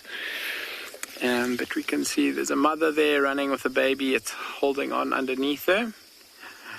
And these monkeys are here because of these stands of fever trees that we've got in this area. And there's a troop that lives in them and spends a lot of time here. We don't often see them down on the road like this. I wonder if I roll forward, if they're going to get a fright and run away. But I would really like to get a bit of a nicer view of them for you. There we go.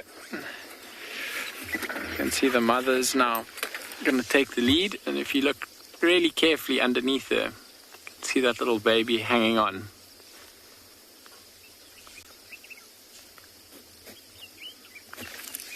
Very cool little monkeys.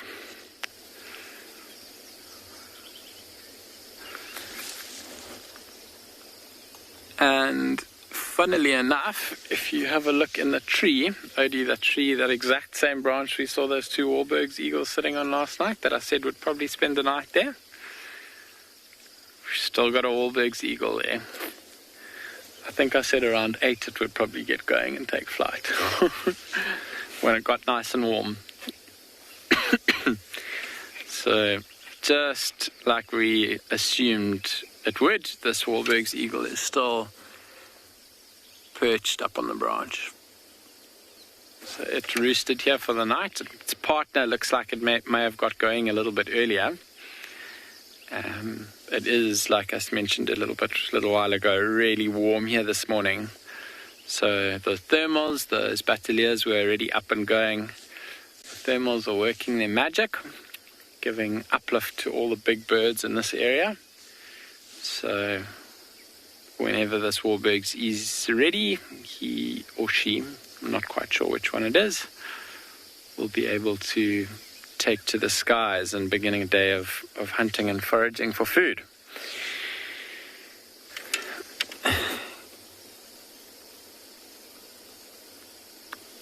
If you look at the legs, you can just make out some fine feathers on the legs. There's that very characteristic tiny little crest on the back of the head, the little feathery crown that Batteliers have.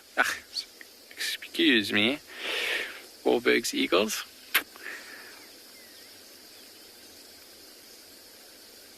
And before these bigger birds get flying, I'm just going to roll a little bit more forward again, Odie. I don't know if you want to pan out quickly.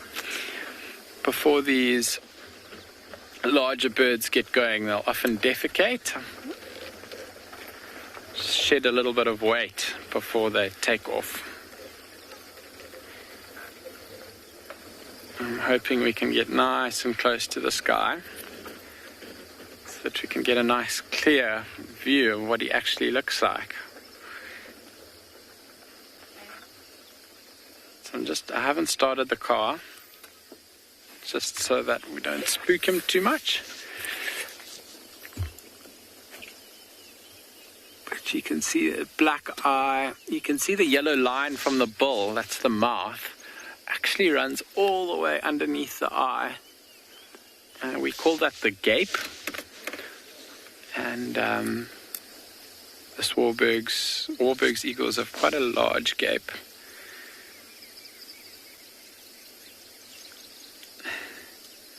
That helps them to eat larger mouthfuls of food.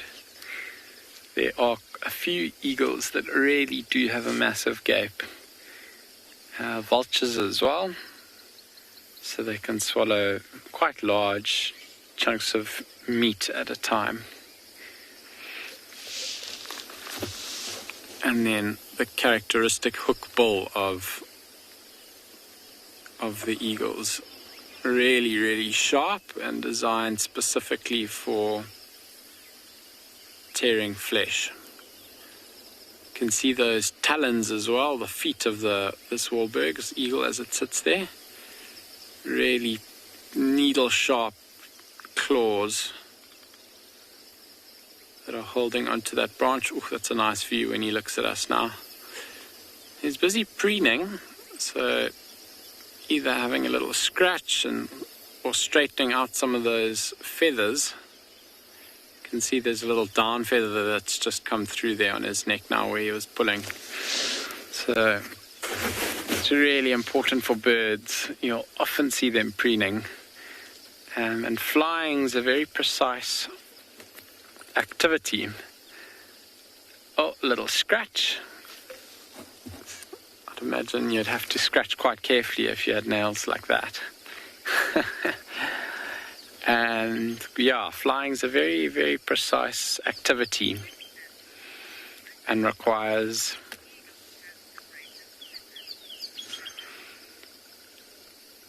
you've got to make sure all your feathers are really aligned and ready to carry you to the skies. Bridget, I don't know there's a scientific answer for that, to be honest with you. One would maybe have to assume that the eagle that had the highest flying was the eagle with the best vision, although that's not really a fair test. I think martial eagles soar at great heights, but generally speaking, birds of prey and raptors have absolutely unbelievable vision. I'm not quite sure how it works. I think it's kind of a tunnel vision that they use, so they can still see wide, but their ability to focus on tiny little details is almost uncomparable. They reckon vultures can see for many kilometers. So this Wahlbergs eagle is just preening now, straightening out all its feathers. We are going to carry on. We came here to look for some cheetah and potentially some lions. There are pride of lions that hang around here every now and again. But for now, we're going to carry on looking for them, and we'll get back to you when we find something else that's cool.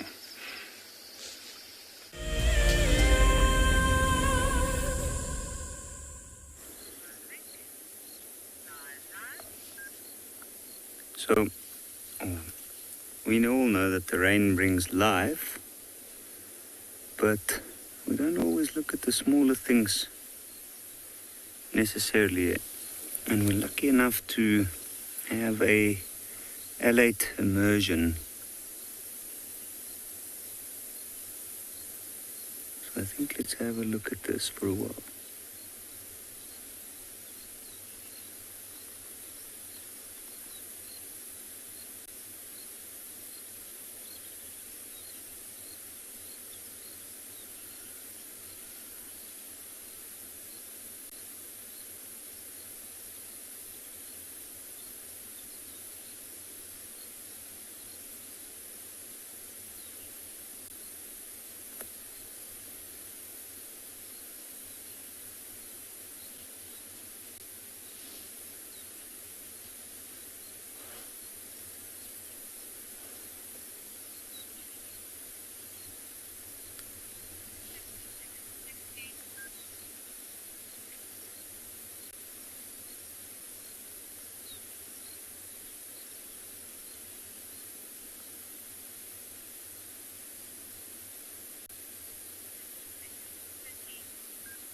It's amazing to see all of these little bodies moving about, and then the size difference between the flying ones and the normal termites.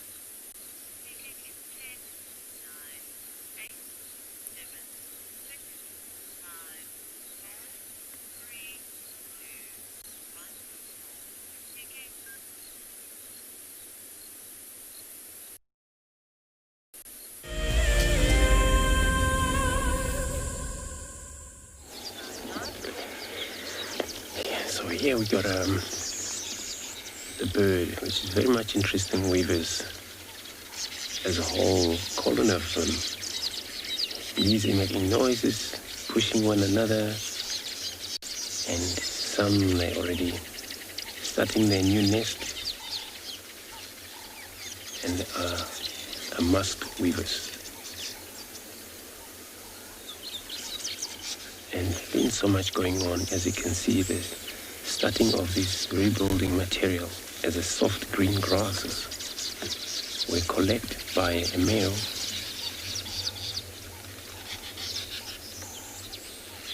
Sometimes he will build a nest and then complete. And then once the nest complete, the female, she will probably fly in and check if she likes it. If not, then the male has to build another one. That's why it's so much building. Some nests been abandoned, which they fail due to the wife that don't want them.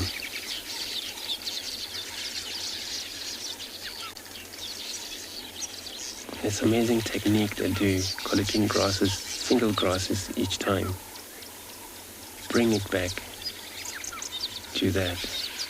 And they use a very much beak to able to put these grasses in places and bend them over until it forms an entrance and a space for the eggs to be laid inside.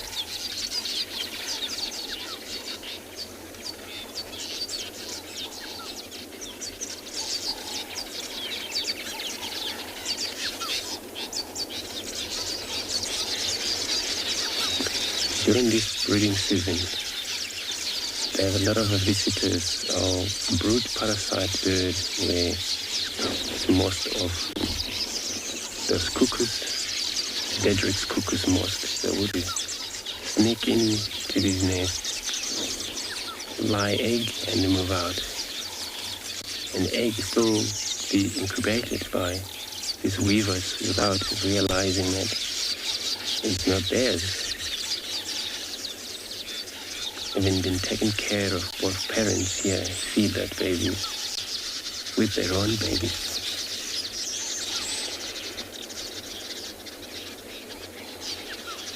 And this brood parasite thing, it works that way. They don't take care of their own babies, they only lay eggs and they're gone. They don't want to know what happened to the eggs, whether it's hatched, whether the eggs die or what happened. They don't need to know anymore.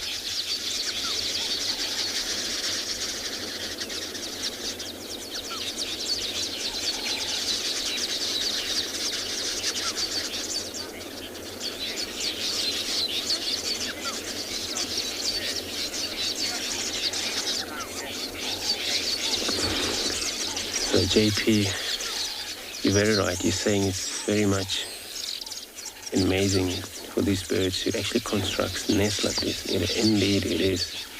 You think of all this work they have done here. And then it takes sometimes 17 days to complete all nests. And then only worst thing is that when the females don't like it, then it's so much work for the male to restart doing another nest, which means so many of these nests that is hanging here, many of them won't be used because they failed.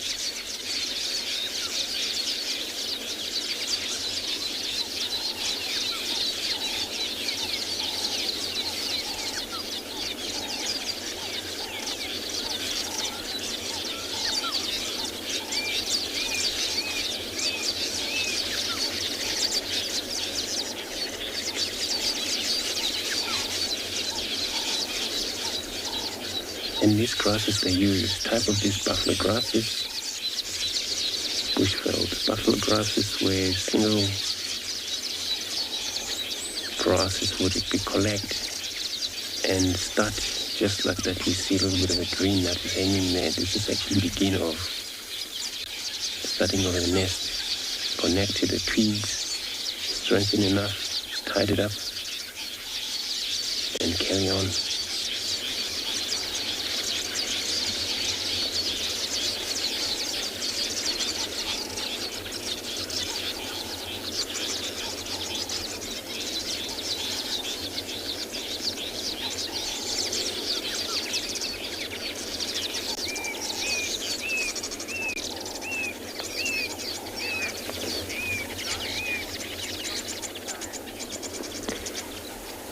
We're going to move on here, carry on with our search. I'm going to be sending you across to Lauren with her surprise.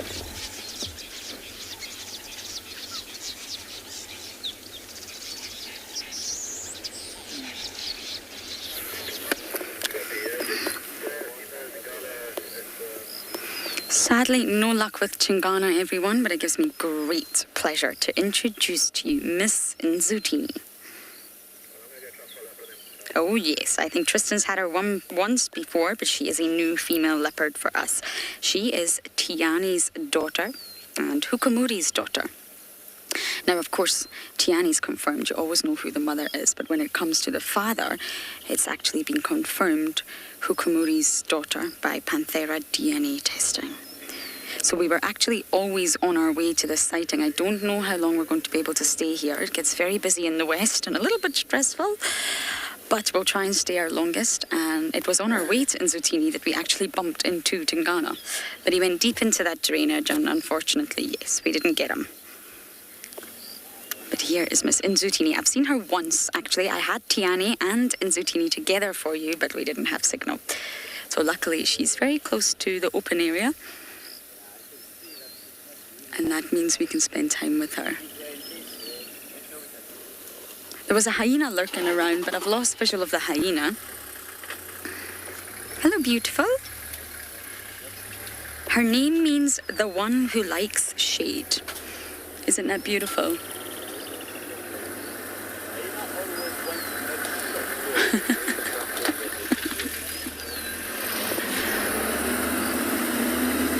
Okay, I'm just making sure that everyone else can see. It's rather busy, but Simon and I have all the luck. Don't we, Si?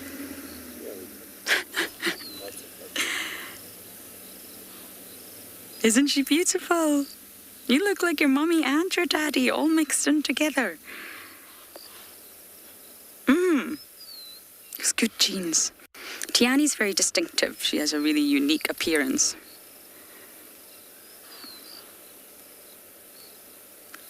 Lisa, it's a new leopard for me too, really, for all of us. I mean, I think Tristan did have her once, but she's very much to the west. Oh, look at these upset impala. They know something's going on here. All of these rams, they maybe don't know what, but they know there's trouble. Maybe they can see the hyena. But yes, it's not really a new leopard, if you like to speak, but for us, we have bigger traverse more than ever, and it allows us to see new leopards. And we've tried very hard, but I'm so glad that she's in an area where we get signal. She was born in December 2018, which makes her 2.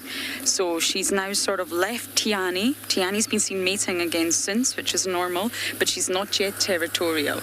She's not yet established her territory. She'll be working on that, just like Cara. Now, she's often found in the exact same area as Cara. And if you think about it, they're half-sisters. Can you guys see? Yeah? Maybe. I'm just making sure we're not blocking anyone's vision. She's so lovely. Tiani's also a gorgeous leopardess. I mean, they're all beautiful. And the more you spend time with them, you realize that they're not really similar. You can really start to identify just by looking at their face. Just getting mobile. There's a hyena behind us. I don't know where she's going, though. She's not far from Tingana, by the way.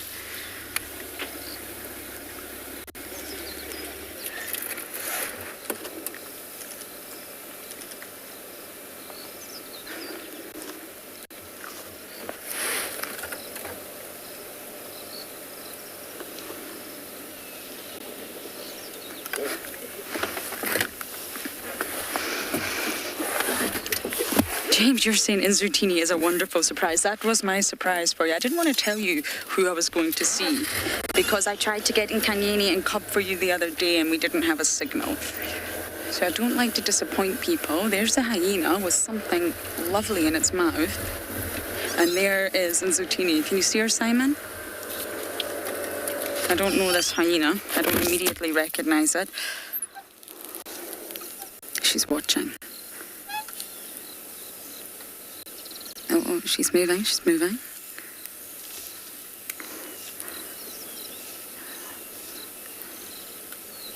Look how close these animals are. They're very close. She's not happy with this hyena's presence, but she's not going to challenge it. Hopefully she'll go up this termite mound and sit perfectly. That's a girl. It's such a wonderful surprise. Okay, she's not going to set up the termite mound for us, which is typical. Okay, we're going to follow the other vehicle and see where she goes.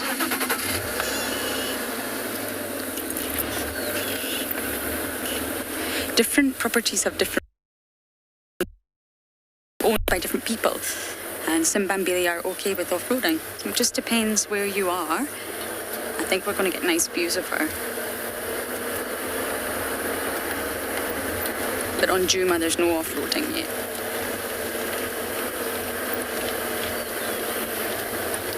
How's that, Simon? She's watching that hyena. I think the hyena's found her kill. I don't actually know where the kill was, but I have a funny feeling this hyena has found it, or at least stolen some of it, and she is not happy.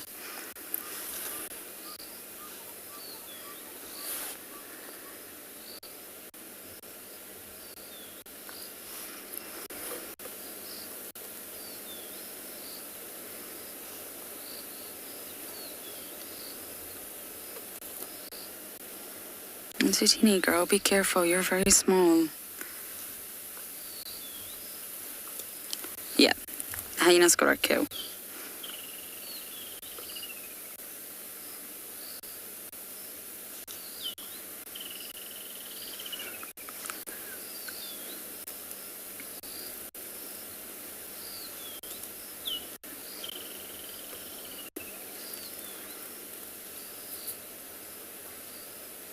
The hyena knows she's here and does not have a single care in the world.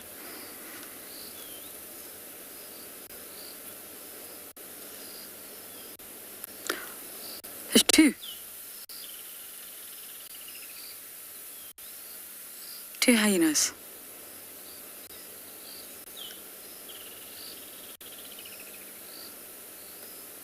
This is what happens when you don't hoist your kill, I'm afraid. You leave it open to any terrestrial or aerial scavengers, I guess. I wonder if these hyenas are from the Elephant Plains clan.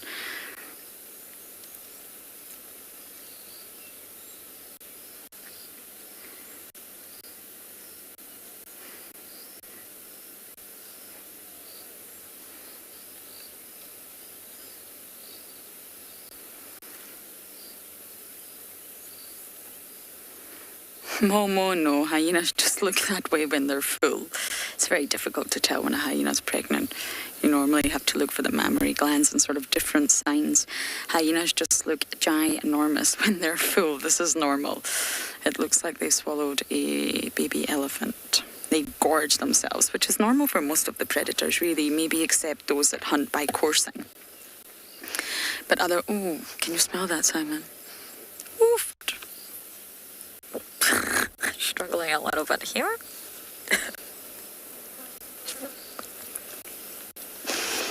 Ooh.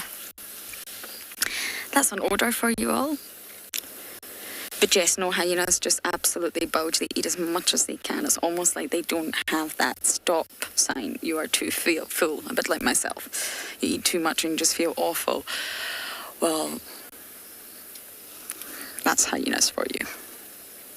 But they never know. Life as a scavenger, although they do hunt, you don't know when your next meal is coming from, and that's the exact same for vultures. They store lots of food in their crop because they don't know when they're going to get their next meal. And hyenas absolutely do hunt, but it takes effort. If you've not fed in a while, you may not have that much energy, and therefore it's going to become more and more difficult to hunt, because to hunt you've got to run, you've got to chase, you've got to take down your prey.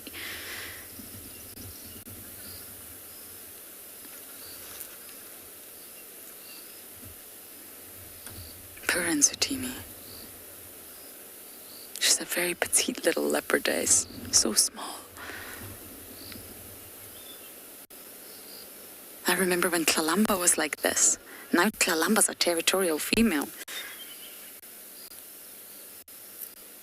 Hey B, you're saying Nzutini's got the loveliest face, hasn't she? I can see her mother.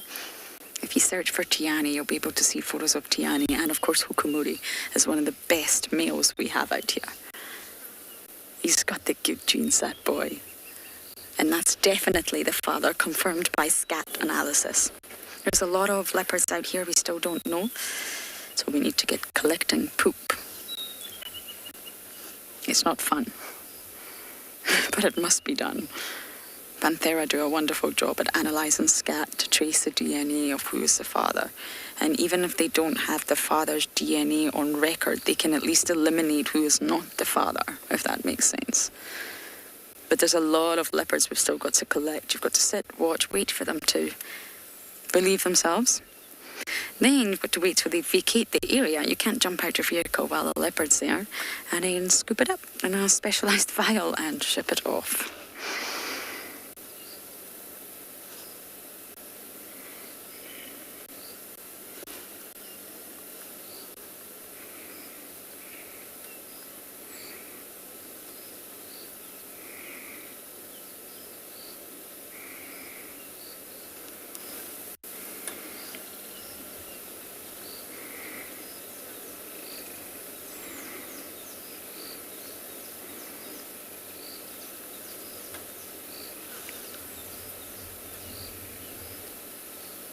Look at the ears. The ears are flat. She's not happy.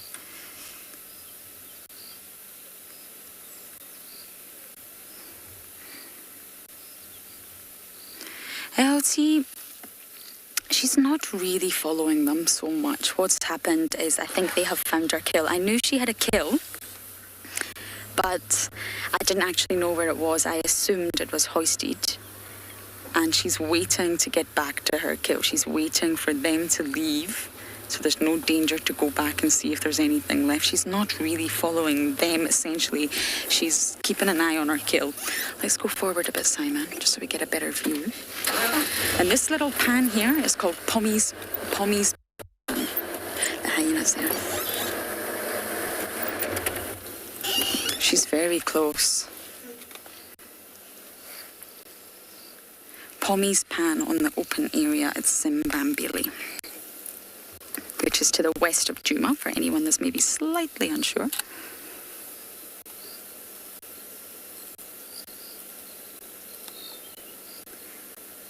She's very, very close, and the hyena wouldn't immediately attack her, but she's got to be careful. One bite or accidental bite from a hyena's jaws could be fatal for her, in terms of even if it just snaps her leg, she'd never be able to hunt again. But it's normal for leopards and hyenas to be this close. She just wants her kill.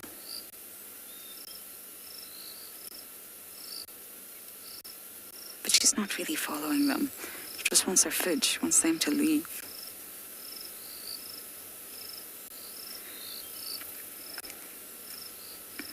Critter freak, I agree. Poor Nzatini. She made the kill. She put in the effort. I don't actually know what it was. I can't comment on what species the kill was, and of course she's lost it. But this is how they learn. Leopards can hoist. Look at those shoulder blades. They hoist their food. That's how they survive and thrive. So mistake after mistake will only cause her to learn.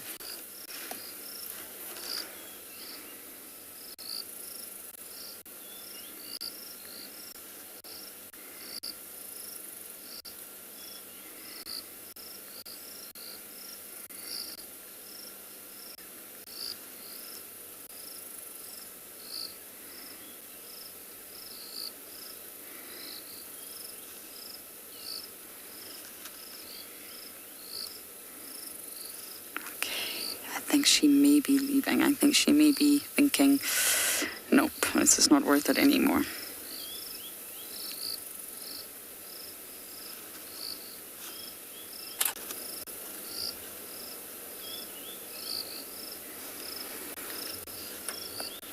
Okay, I just think I'm going to go forward, Simon, just to make sure we don't lose her.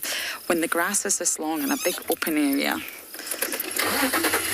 it would be very, very easy to lose. She's just here. You see behind that thicket. She's sulking, I think.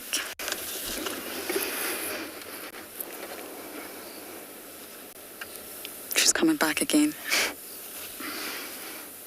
She wants to know what's left. She wants this hyena to disappear.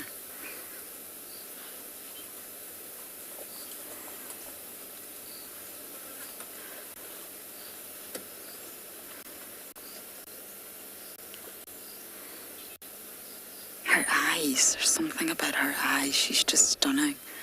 Looks like she's got really dark, sleek, elegant eyeliner on.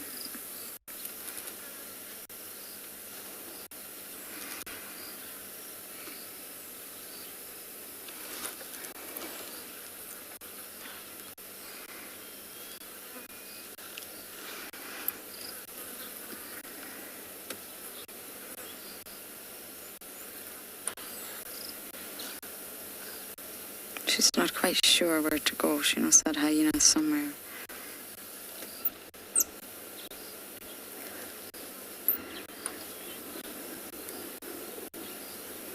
Really, no. I mean, possibly a calf that was injured or weak or abandoned. Possibly, yes. I mean, they're opportunistic. They will try. But a buffalo, an adult buffalo for a leopard, is far too large. They're very petite animals, and sometimes I wish I could just show you a leopard and a lion next to one another. I mean, that's not going to happen. But the lionesses that we had last night in the Talamati Pride are huge. When a lioness stands up next to your car, it's just, your heart stops. Oh, the hyena's coming back. Look. You see that, Simon?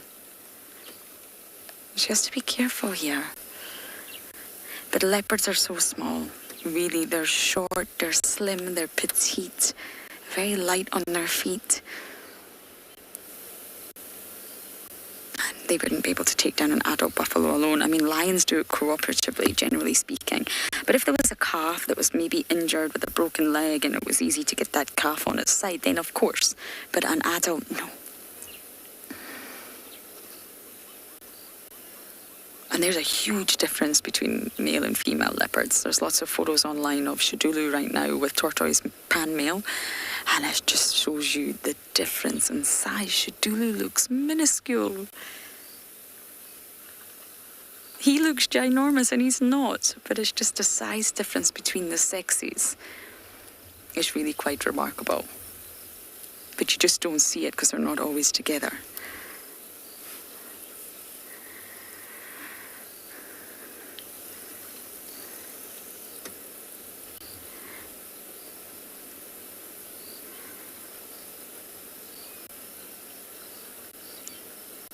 Leopards can't be weighed down by too much muscle. Yes, they're powerful, of course they are. They've got muscle, but the more muscle you have, the more you're going to be weighed down by that. You're going to become a much heavier animal like a lion.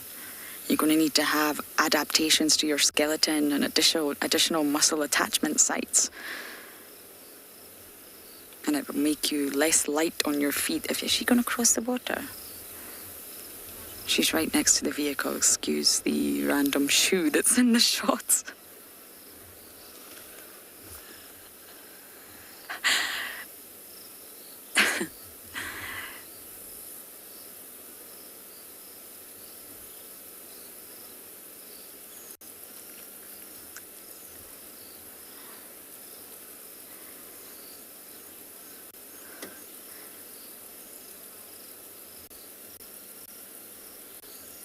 She looks rather deflated, doesn't she? I mean, that's massively anthropomorphizing, but deflated indeed. This is Simbambili open and Pommy pan, isn't it stunning? This pan dries up in winter. I've lost visual of her for now. She's moved off. I wonder, let's try and go forward, Simon.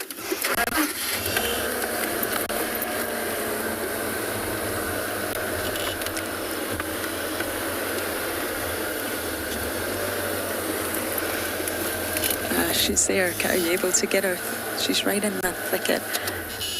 I'm not sure if we can get a view from the way I've parked. Have I parked horribly? Let's try. She's just in here? Nope, nope, nope.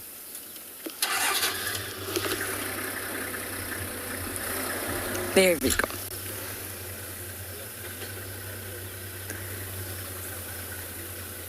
It's getting really hot. I'm becoming very uncomfortable. Actually, I was uncomfortable at the hyena den, to be honest with you.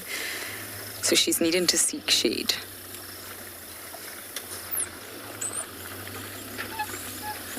Can you hear the hyena drinking? Well, that was rather noisy.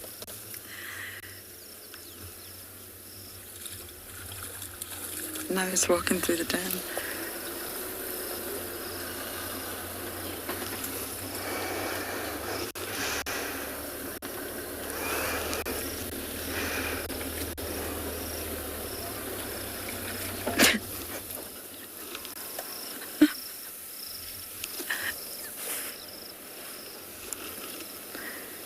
She's eyeballing this hyena.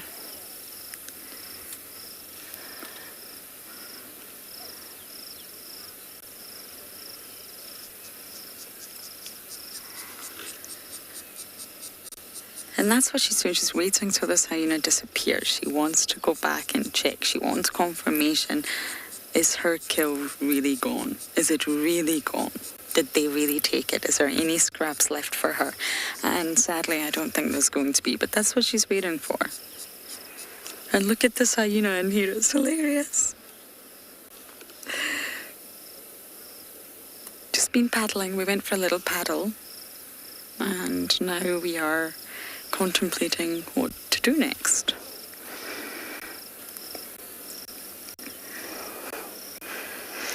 But we have also seen leopards scavenge from hyenas. They all scavenge from one another. I assure you, although hyenas have a terrible reputation for it. We actually watched, it was Jamie's sighting, Jamie and Craig, I'll never forget this, on quarantine, Pretty. Swazi and Indabelli's mother was running along quarantine with a huge piece of something in her mouth. I do not know what it was or what animal it came from. And Hosanna was waiting. He hid behind a tree. Some of you will remember this. And he launched out and attacked Pretty, got the food and took it up a tree. And Pretty lost her meal. I think she had scavenged it anyway. But they will all steal from one another.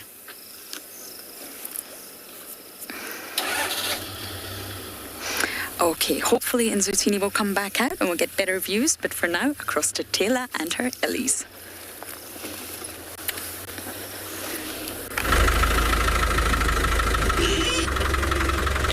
Good morning from Pridelands. I'm just going to stop here momentarily, but we are going to have to maneuver around because that big elephant over there is all weenie. My name is Taylor McCurdy, and on camera with me today is Gert, and like I said, we're here at Pridelands Conservancy, which is part of Baluli Game Reserve and the Greater Kruger National Park. So what I'm going to do is I'm going to very quickly, well, I'm going to just try and stay on this road because it loops back, and then we'll be able to get another view of him. He's such a cool elephant, and we don't always get to see him. This is the second time he's been live now. We had him a few months ago. I'm going to cut through here.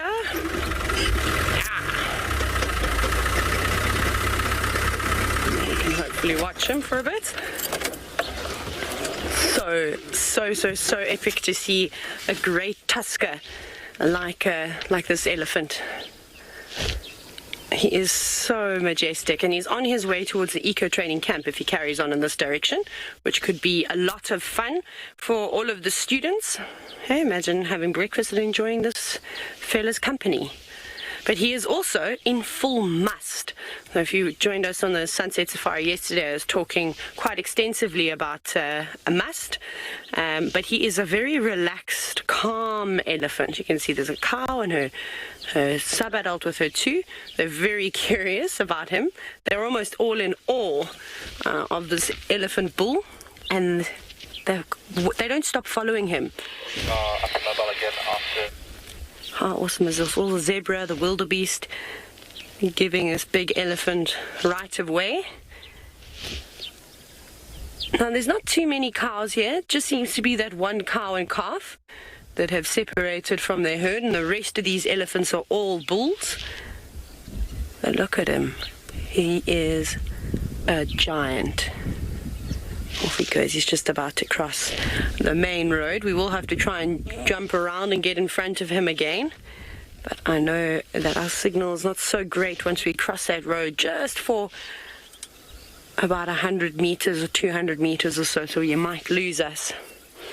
But I do hope that he goes down towards Ndlovu Dam. That'll be very, very cool for everybody in camp, even all of the other eco-training employees that maybe don't get to leave camp so often.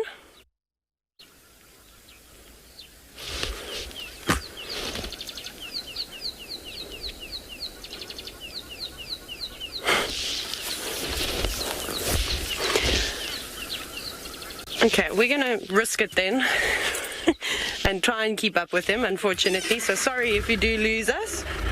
We're gonna try, but I don't want to lose sight of this elephant because, like I said, we don't get to see him very often. He's so cool. He's so big, but he's such a gentle giant as well, which is really, really nice. Okay. There he is, basically heading down the access road now. A couple of the elephants are stopping to feed.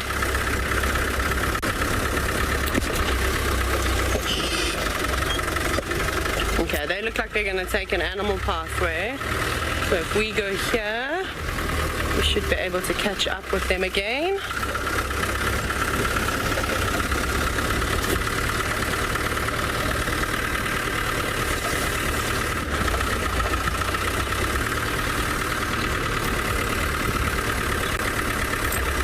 He's just here. The nice thing about Ezawini is that he is so enormous. He doesn't really let much get to him, and even when he is in full mass, which normally the elephant bulls aren't as tolerant as what they are when they're out of it, he doesn't seem to mind us at all. We're just giving him quite a bit of room, though. Obviously, animals have right of way, so we're not going to stick right behind his heels, although we shouldn't be doing that with any of the animals anyways. But he is very, very calm. If it was another bull, we had Dex in mass not too long ago, who's one of the collared bulls by Elephants Alive, and he was not very tolerant at all, even from about 100 meters away. He was unhappy with us. Off he goes. Oh, we've got elephants all around us now. There's a couple of the younger bulls creeping up from behind, so I'm just going to have to pick up the pace. Hello, boy. Are you also crossing the road? One of the youngsters. I'm also going to have to jump on the radio, I'm afraid, to let Mike know, because Mike's out with students at the moment. Mike for Taylor. Standing by. Mike Ezawini is making his way towards Ndlovu Dam. I'm just following on Ndlovu South, if you and Sean would like to join. Hello, boy. Hello. Okay, there we go. Let Mike know. You can also, like I said, very, very special to have elephants like of all eyes join. Anyways, I'm going to jump onto the radio again, so I'm going to make sure everybody gets a view of him.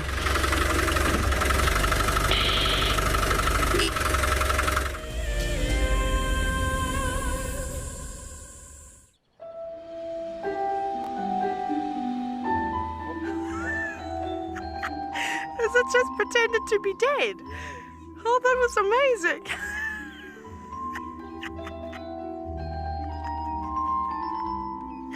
I can't. How do I it's like that is hands down the coolest. Expect the unexpected here on WildEarth daily. For the month of January 2021, we are offering a chance to win a unique WildEarth expedition to the magnificent Tswalu Kalahari. From the ancient Kortai's Koranenberg Mountains to the southern Kalahari's red sand dunes, Tswalu offers what travelers crave most: space and time. The winner will explore this landscape in a vehicle, on foot, or on horseback, with a chance to go behind the scenes with WildEarth and of course meet the meerkats.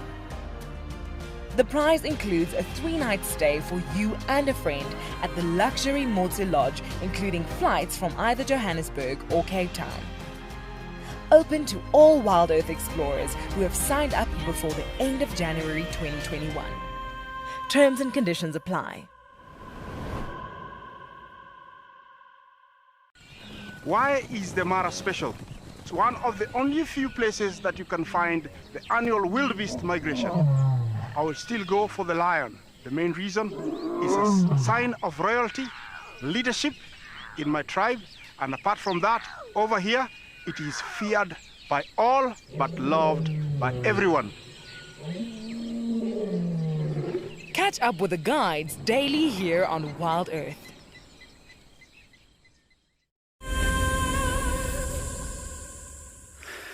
Welcome back to a little watering hole that we've got here at Phinda. We came past to see if there was any bigger game hanging around, seeing as it's now really starting to heat up.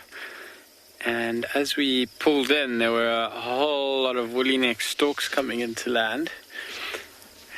There's a little hammerkop in the foreground as well, right next to the waterhole, that's been hunting grasshoppers while we've been sitting here. The grasshoppers have been putting up a bit of a fight though, so I don't think he's caught any since we've arrived. And I was gonna go past and just keep on going, and then we saw a whiteback vulture that looked like it was coming into land, and I got really excited. So we came and parked off in what I thought would be the perfect position to watch a vulture coming down. You often find that if one vulture comes down, that it'll pull a whole lot of other vultures out the sky as well. And I just got so excited at the thought of that. But alas, I think our kind of vehicle where it is parked now is maybe a little bit too spooky for the vultures to come down. But these white woolly neck storks, have continued coming down. You can see they're all walking around. There's a couple of them that are hunting in the grass there, looking for little insects and things. And there's also a few that are preening, so also straightening out feathers, making sure everything's nice and aligned. As it gets hot now as well, it's a good time if there was any kind of dew or any dampness in the feathers from a cool evening. A good time to get those all open and dried out as well. So these woolly neck storks are kind of going around about that. And as far as I can see, the hammerkop's just parking off. Got that distinctive hammer-shaped head, which is how it got its name. And those woolly neck storks have really got their white neck feathers all fluffed up. Oh, the one on the left's now sunning itself. You can see a beautiful pink stripe on the near wing. Watching birds sun themselves is a really, really cool thing. So definitely using this opportunity of the bright direct sunlight now to warm up and dry out. We often see cormorants like this standing after they've been in the water. I see them sitting on the banks of rivers or the beach or rocks around the shore with their wings open like that.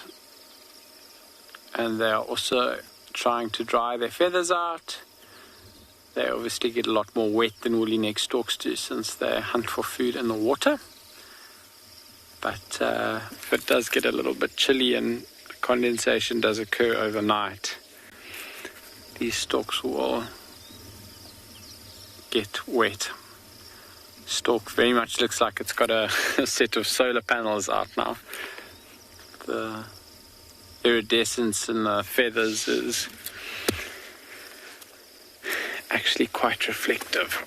I think the woolly neck stork on the far right is looking like he might start doing the same thing. He's not quite full spread like the one on the far left.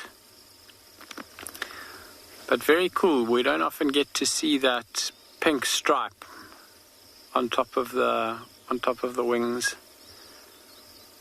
Kind of along the line where I imagine the bone would run in the wing.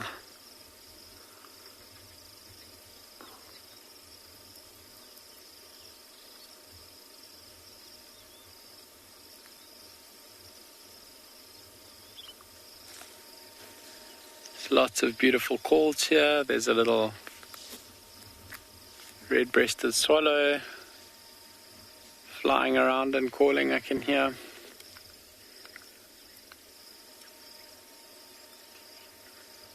We had a little flappet lark flying over us earlier, which is really cool. Quite close to the ground as well. There goes some sunbirds. Obviously the Egyptian geese on the left of the watering hole, one of the more common birds we get in South Africa.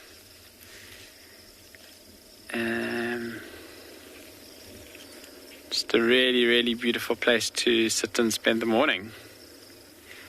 That hammerkop's now also having a scratch. Oh, and it might actually go down and have a drink there now.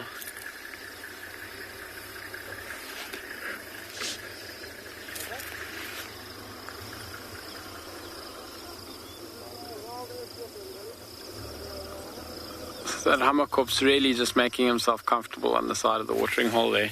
We often find them hunting small little fish and frogs and things like that. And this is a small watering hole, but after all this rain, I'm sure there are some frogs around and about. There's another slightly larger pool to the right, and all just really, really happening ecosystems. So I'm sure there'll be little frogs at least in these watering holes for that hammerkop to hunt.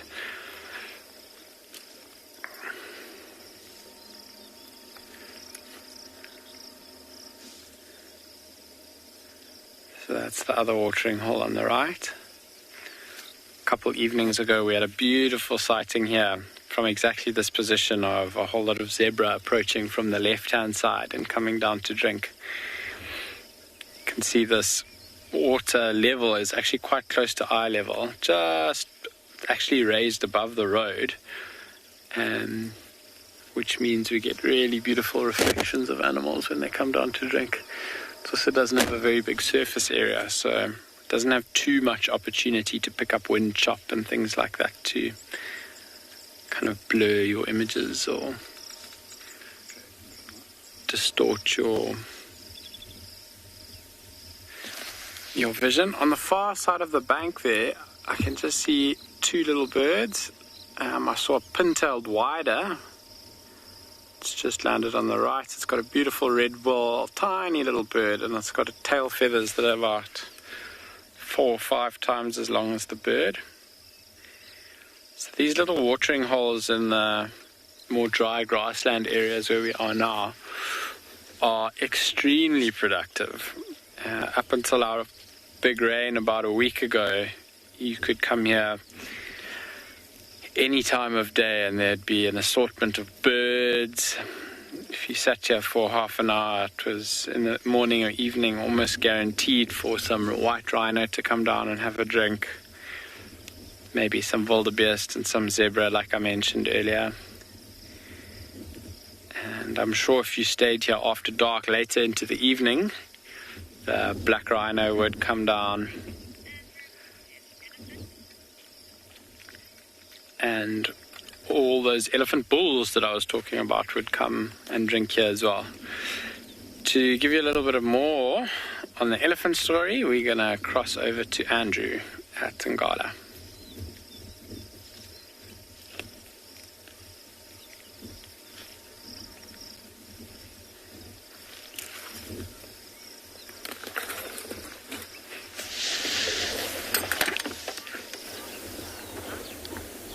Thanks, Devin. Now we've got a young bull elephant moving along the road after he spent a little bit of a time here feeding. So he's probably going to be sticking on the road for us, just probably more in front there. They're more of a herd. Maybe the member, they're young bull. They're more likely to be maybe follow behind far distances. Probably getting to a stage where when I look at him, he's already either isolated from the whole group. And as you can see, the road has been blocked over here, so there's been a lot of elephants. Probably come back for that, move it. We saw the weaver earlier, where they were kind of like sociable. A bird moving around together, making noises. Where elephants is about the same. They do form, especially breeding herd, where there is a whole group of 30 in group, 20 member in group sometimes. Where sometimes male tend to separate away from the whole group, take their own journey around. Sure, he doesn't actually cooperating. He's actually moving into very thick stuff.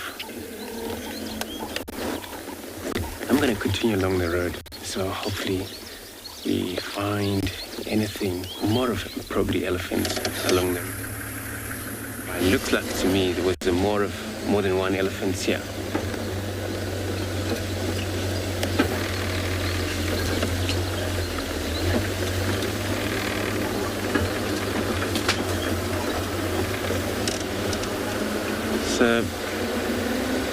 sense of smell to able to find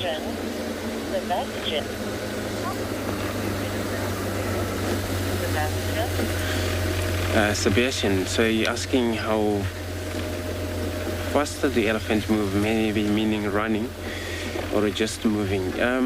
So 12 kilometers per hour when they're normal moving fast, but when they're running up to 40 kilometers an hour. And this is how faster they can run, but also moving fast, you know, anything from 10 to 12 p per hour, and that's ph per hour. That's actually fast movement though, and they're actually quite big animals. For them to do slow motion movement, this is when they feel like they can actually pick it faster enough.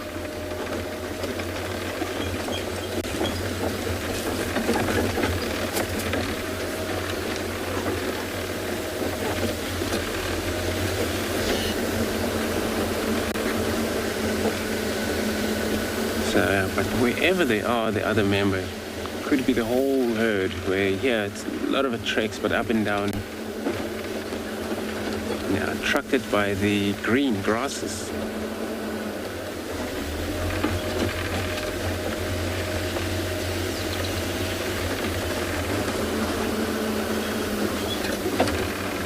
There's actually a big drainage line that parallel with us as we move down this way. And then he's heading in that area. So you found the whole herd in the middle of the block.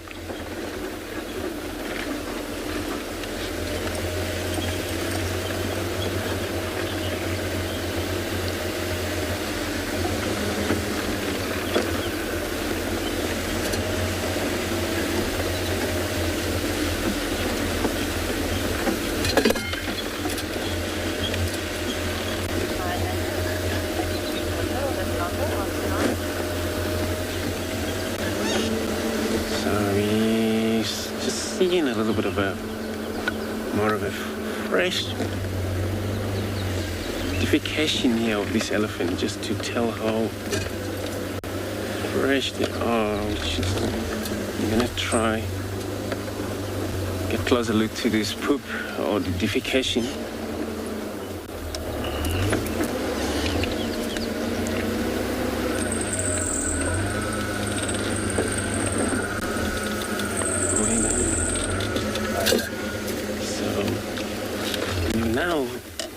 Look for these animals, then you know how far they've moved into an area. This is what happened here.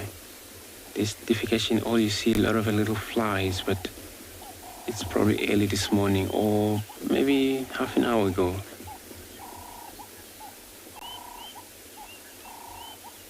So it's still neat, kind of fresh a little bit. It's not steaming though. If it was probably early morning, it does actually probably steaming. That you know there's probably elephants around here. But we've seen that young male moving that way, so it's probably that's more of them in the bush.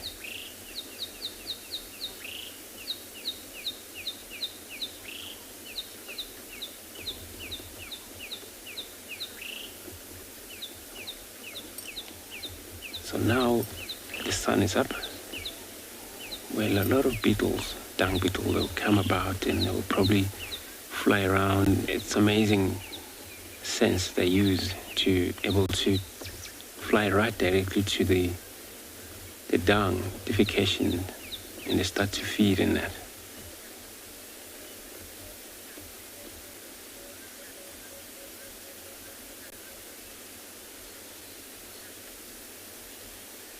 But not only just feed, they just come and, combine the poop to roll balls, and they were able to roll the ball away from here. But this is how they're actually able to reproduce, where lies eggs within the balls, but they have to bury the ball then, lie single egg inside.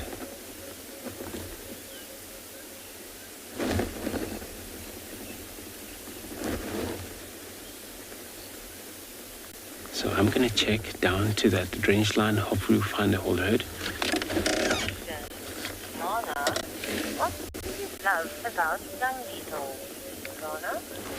Lorna, so you're asking, what do I love about the dung beetle? So in an ecosystem itself, it's so important.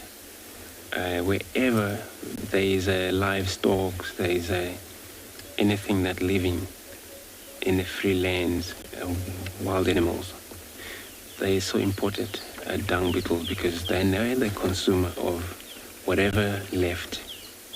And then in that case also, how they get rid of mainly of other insects. Now it's a lot of flies because the dung beetle hasn't been involved to consume the whole thing. That's why you see a lot of small flies arrived into that scene. If then the dung beetle arrive now, probably 20, 15 of them to completely done this whole process of rolling down, then there will be nothing there. Then it means that there won't be a lot of flies. So they're actually good in the ecosystem on their own world. They do so much important. And they play an important role in making sure everything go back to the normal ecosystems.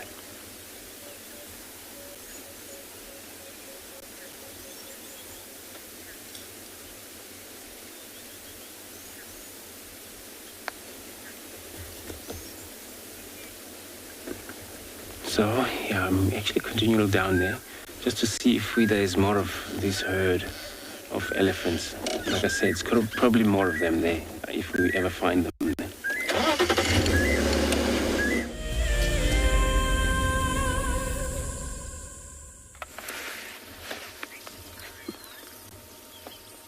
We have left those woolly stalks. There's now another woolly stalk here and a whole lot of zebra. So as it heats up, all the insects start getting really, really active, in particular the flies. If you have a look, all those zebra's tails are quite furiously swishing from left to right. And that really helps them get rid of the flies, especially keeping them away from their backside. And really cool, we'll often see zebras standing head to tail with one another as well.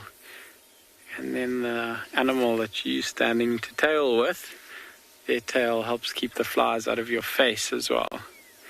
But I don't see any of that happening just here, just now. Now, keep quiet for a little bit and we can have a listen. You can hear all the insects chirping. There's a few birds, lots of rollers around here. You can hear monkeys calling in the background.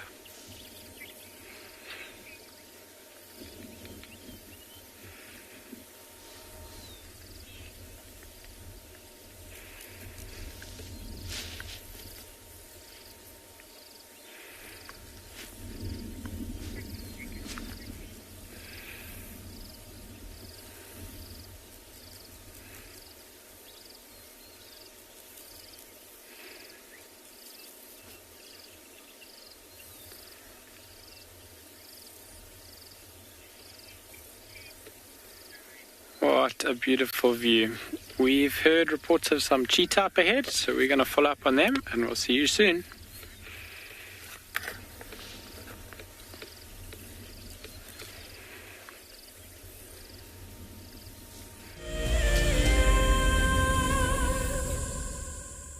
We have the most relaxed rock monitor ever, actually posing on top of this termite mound for us. Now, just to give you an update, the hyenas chased her. It was 2 hyenas, I think, from the Elephant Plains clans chased her. And she ran. A little bit of vocalization. There was a saw from her and a hee from the hyena. Simon's laughing at my vocalizations, something like that. But she got away, she's fine. There wasn't any physical contact. The hyenas are now bathing. They've got their bottoms in the water. And she is gone west. So there's other vehicles that want to see her, and as the further west we go, the less we'll be able to get signal. But I think that was such a wonderful, incredible sighting, and I have been after seeing Nzutini for a long time, or to be able to show you guys Nzutini. It's a very, very lucky sighting.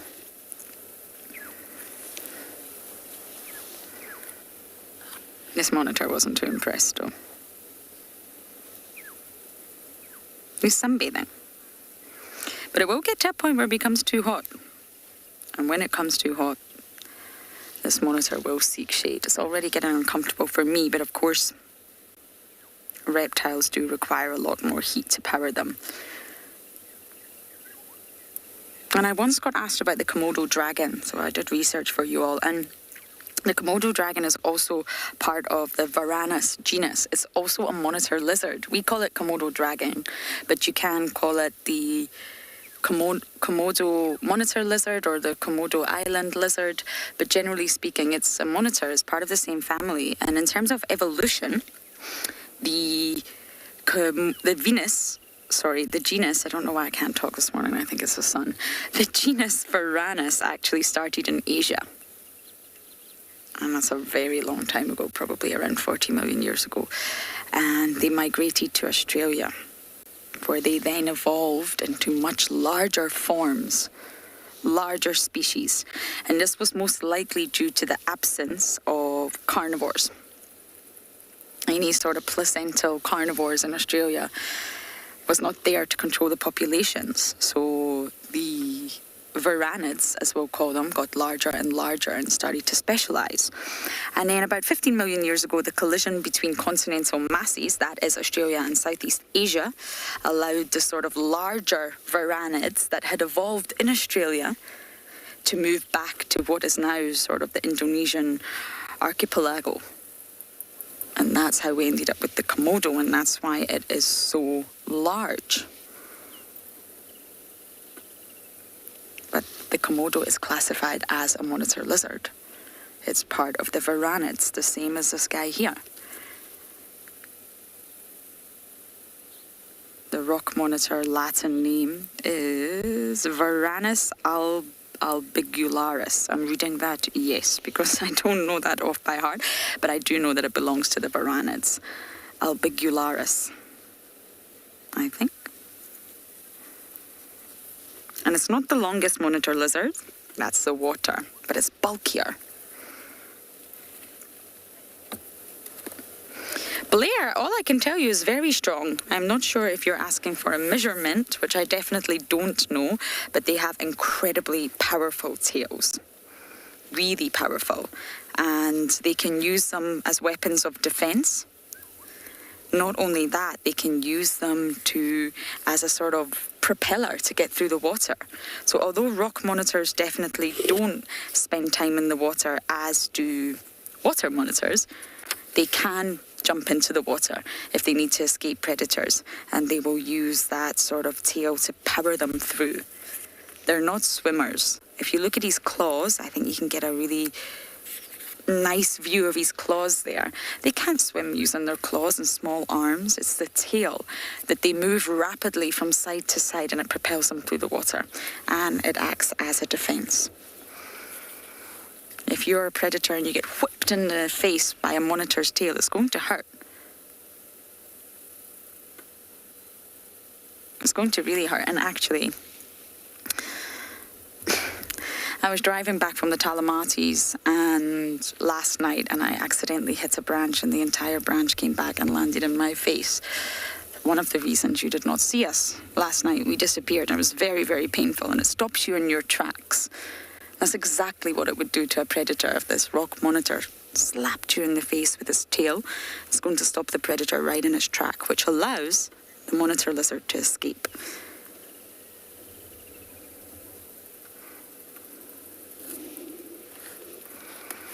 And going back to the sort of Komodo, when you classify animals, it's taxonomy. And it was originally a scientist called Carl Linnaeus. He was a great Swedish biologist, and he is the one who classified all the species.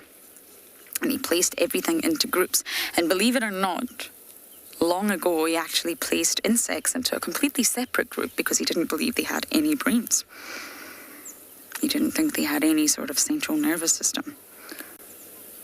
But Linnaeus, I think that's how you pronounce it, is Swedish. He's the one that classified animals. And I've just been asked, I didn't catch the name, if monitor lizards, this rock monitor is related to crocodiles. Well, they are all reptiles, so they're all in the order Reptilia. So they'll have lots of similar features, but they're not in the same genus or the same class. Crocodiles belong to Crocodilia, believe it or not. But they are sort of closely related in terms of evolution. If you look at that tree, they all stem from the reptile order.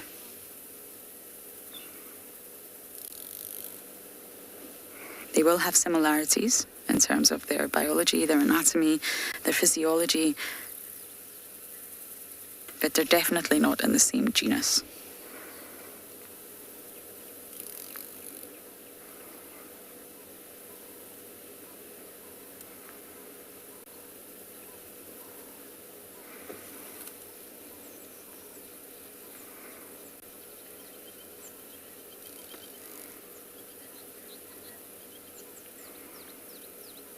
Remarkably still. We don't know much reptiles. But when you look at classifying animals, you go from kingdom, which is Animalia. That's where you start. You're not looking at a plant, you're looking at an animal. Then you go into the phylum. There's different phylums. And, of course, any species... Any species with a backbone comes into chordata. It's a chordate. It has a spinal cord. And then the class is Reptilia. So both crocodiles and monitor lizards belong to the Reptilia class. Then you go into orders. Then you go to family. Then you go to genus. Then you can sometimes have a subgenus, and then you get the species. You can sometimes get a subspecies. So that's the sort of order when you're looking at an organism. If you really have no idea what you're looking at, you've got to sort of break it down. And that's how you'll be able to tell how closely related animals are. So, for example, cheetah and a leopard, very similar. They're both carnivores. They're both in the order Carnivora. They're both felids. They're both cats. But your leopard belongs to the Panthera genus, so it's very, very similar to lions, whereas cheetah, they have a genus of their own. So they're both related in terms of they're both felids, but they're also not that closely related because they're in their own genus. Cheetah belong to Acinonyx. They have their own genus.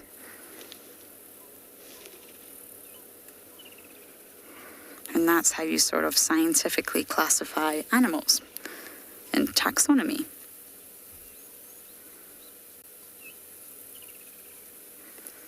Oh, we're starting to move. We are alive.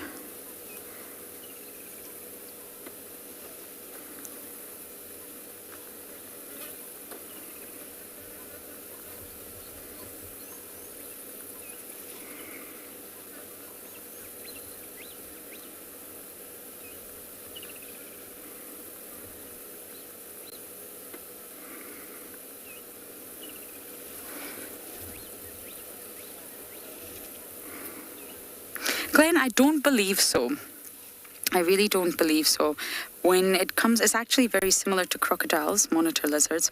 When the female is ready to lay her eggs, she'll sort of dig a hole in the soft soil, the moist soil, and she'll lay her eggs, which are quite soft-shelled. You can get hard-shelled eggs and soft-shelled eggs.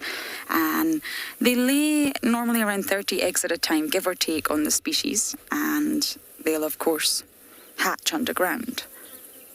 I don't believe the males eat their own species' eggs, like Komodo, but I do know they eat lots of other eggs. They will eat other reptile eggs. They'll eat crocodile eggs. Monitor lizards are very famous for eating crocodile eggs, bird eggs, as well as small mammals. So they're notorious for eating eggs, but I don't believe they eat their own species' eggs, if that makes sense. There's no paternal investment.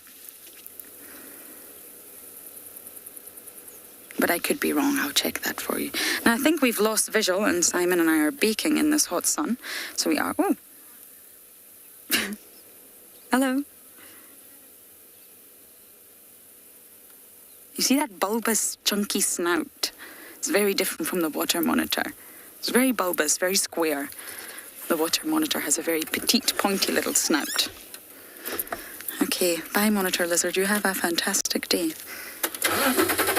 Posing up on that termite mound. Oh, It's going to be a very hot day. We're just going to go past Simbambili Dam. That's where we left Tingana. And maybe we'll get visuals of him. Maybe he'll pop out. But he went deep into a drainage line, and I'm not going to follow, especially not after the rain that we have had. The ground is still wet. Although they're off-roading here, we don't want to get stuck, do we, Simon? That means we miss breakfast. And then it also means that someone has to rescue us. Not ideal. But we just found him at the dam here, so he could still be around. If not, we'll bumble on back to Djuma.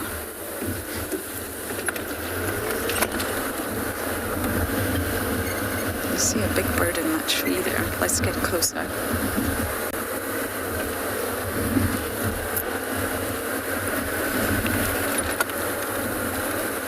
That breeze is nice.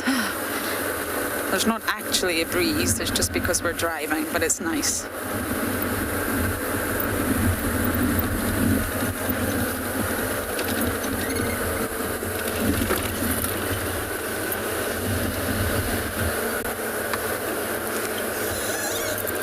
Do you see that bird up there, Simon? I don't actually know what it is. Let's get my binos out.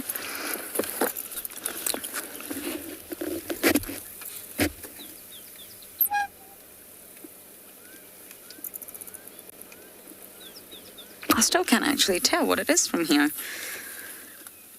Doesn't look like a raptor once you get close.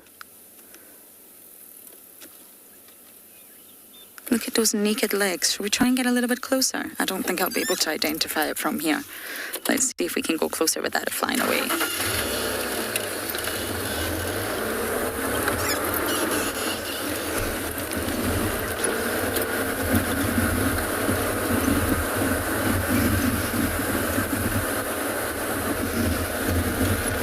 It could just be an Egyptian goose. I'm not sure. I can't see.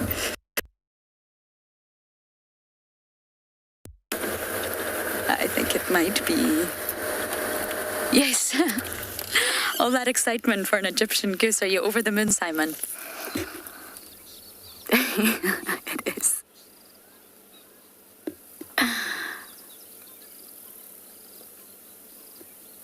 An Egyptian goose with those elaborate facial markings. They're very common, but they are fabulous.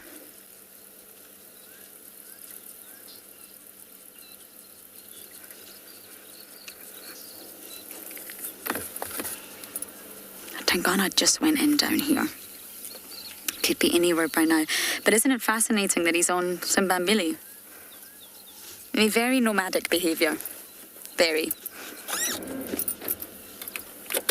I've not heard anyone report him sawing. I don't see him acting territorially, but I don't see him enough anymore. And when I do, he's very often sleeping. But we'll come back, we'll go the way we came across the fire break and see if he's mobile. You never know.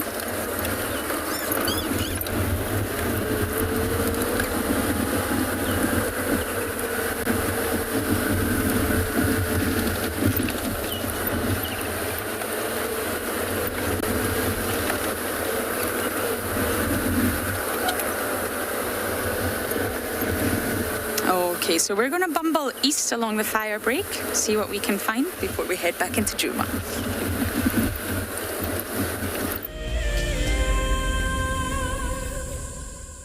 Have you been watching WildEarth and dreamt of being right there on safari with one of the guides? Well, now you can. WildEarth is offering you a chance to buy a ticket to dream. You or a friend can hop on board a live WildEarth show and join our guide on safari. The ticket is redeemable at any of our locations, anytime in the future. Only a limited number of tickets are available, so don't wait. Get your ticket now and start dreaming. Terms and conditions apply. My name is Lauren, and I'm currently working in Djuma Private Game Reserve here in South Africa. I love answering your questions during the live safaris. It's my favorite part. It feels like you're on the vehicle with me, and I'm able to teach you exactly what you want to know. If you want to ask a question on WildEarth, then you need to register on our website. Once registered, you must go to the live safari page and ask your question below the live feed. Welcome to my car. This is Wendy, and she's my favourite. She would love to have your name engraved on her so you can be with her every single time she goes on a safari here in Djuma. If you become a WildEarth explorer, you will have the opportunity to buy an engraved tag which we will attach to her. We will make sure to send you a digital picture to show you exactly where you are sitting on her. You will have front row seat in every single sighting.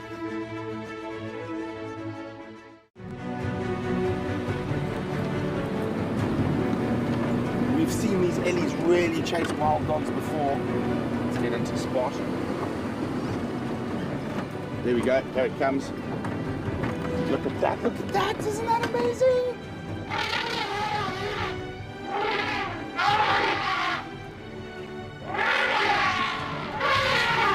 Expect the unexpected here on WildEarth daily.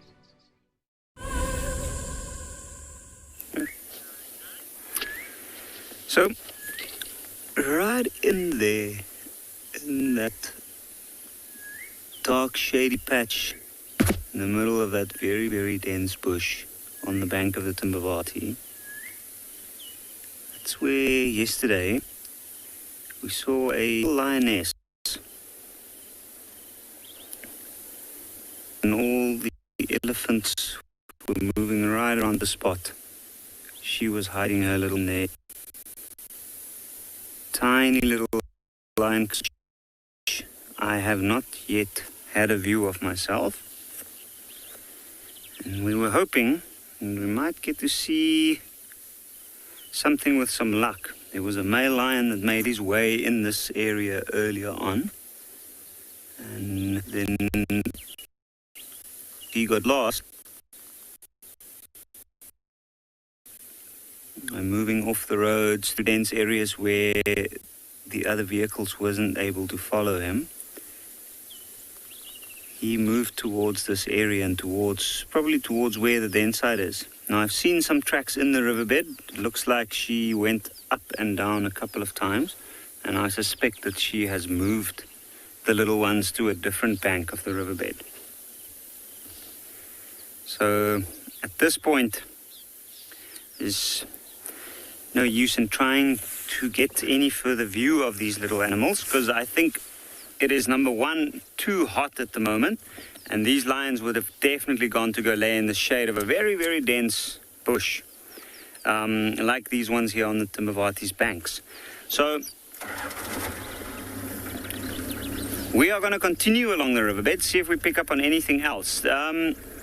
With the lion cubs the age that they are, they must be only a couple of weeks, maybe at most 3 weeks old. It means that they could hardly walk, and their eyes wasn't even open the last time we saw them. And when the cubs are that small, we strictly stick to the road or to the track that we use in the riverbed. We don't off-road for them, we don't bother going to go look for them specifically. If we're lucky enough to get a view from the road or the track in the riverbed, then we can view them. But that's why we're not going to spend a lot of time there, and I think we'll continue along. Now, I heard earlier there was a elephant bull somewhere in this area as well, and I'm hoping that we might get a view of that. I haven't really seen any signs of him.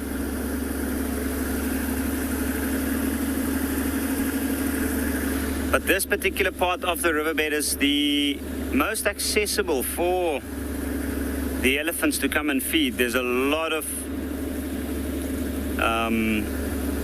dense areas with good food. The banks are quite gradual, which means it's easier for them to move up and down.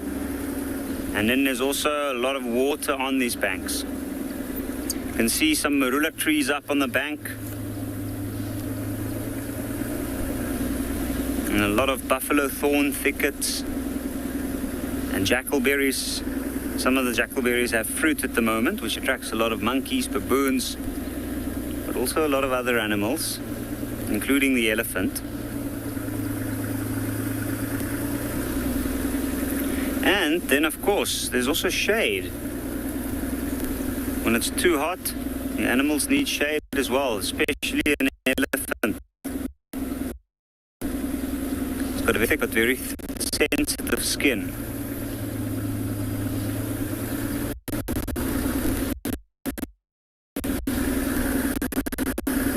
Carefully to see if we might get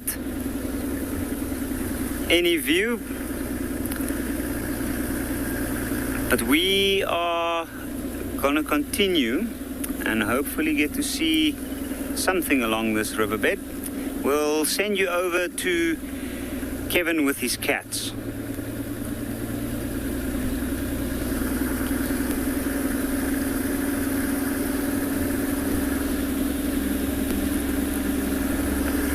Duck down there, we are with the 2 male cheetah that are dominant in the south of the reserve, and they are on the hunt. We're in quite a thick area here, and there are a lot of big fallen over trees in front of us, so it's really hard to keep up with them.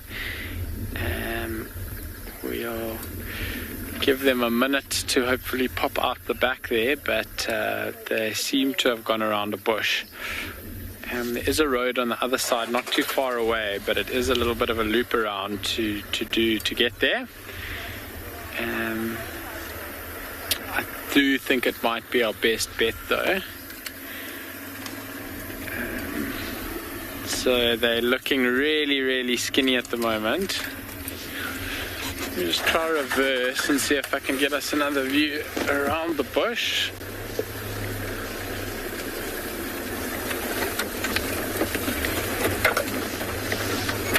But here we go. So they're coming up the other side of this little dry river at the moment now. You can see there's one. They're walking really slowly, really cautiously, and are definitely looking for an opportunity to hunt. They're really skinny at the moment, so they'll be looking for any sort of small animals, any of the small impala, wildebeest, zebra. Oh, they actually look like they've turned around and might be coming back in this direction. So they might have heard something up ahead and decided that it's not really either worth it or it's too big for them. I know there was an elephant bull in this area earlier. They could have heard some branches breaking in the distance and decided to go check out if it was worthwhile or what was happening up there. Odie, have you still got a visual there? Alrighto, I'm gonna just turn around here and put us in. There's a couple more gaps that I can hopefully try put us into here. So these are 2 brothers, and they, like I said, are the dominant part of the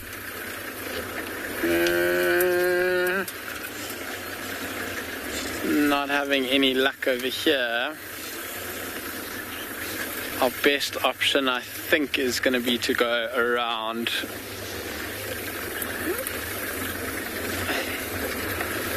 Let me just try one more side here.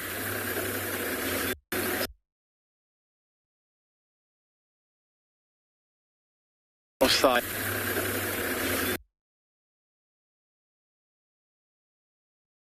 More side. Let's put him. Sorry about that. Don't know what happened to Phinda, but I'm sure they'll be back. I'm actually driving unnecessarily fast. I'm going to slow down. We're back on Djuma. No sign of Tingana. I think he's gone to sleep deep in that drainage, as any cat would. But I'm driving fast to get the breeze. Whew. It's been a hot morning. Wonderful morning all the same. That's another leopard ticked off my list in Zutini. Beautiful name. The one who likes shade. There's 2 other leopards I have on my list to try and find for you. I almost had one the other day, but I will keep working on it. I've got 1 week before Tristan and Steve comes back, and I will keep working on all these other leopards that we can show you. Now that our traverse has expanded, it leaves lots of exciting opportunities.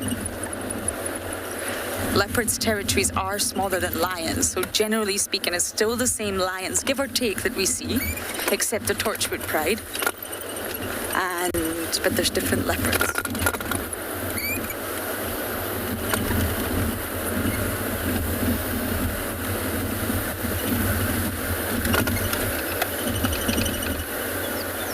I'm trying to see if we can just pick up on these elephants that we actually saw earlier here. That would be a lovely way to end the drive.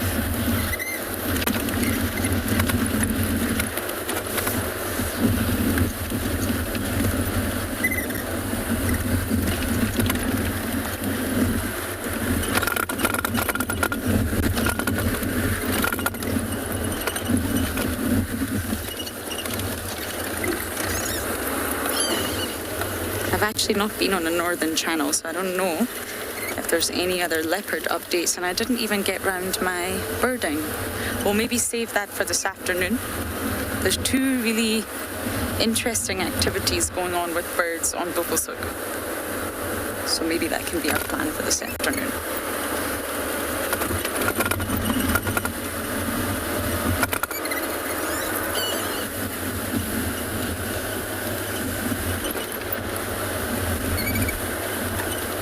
Although looking ahead, Simon, look at these clouds. Maybe it won't turn, maybe it'll break today. The heat might actually break.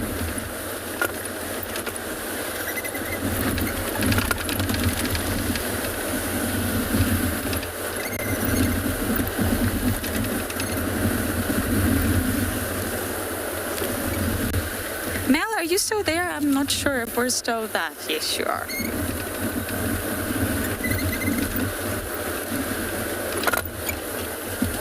I had a question, didn't get that name. What leopard, smell the elephants, what leopard have I enjoyed watching the most?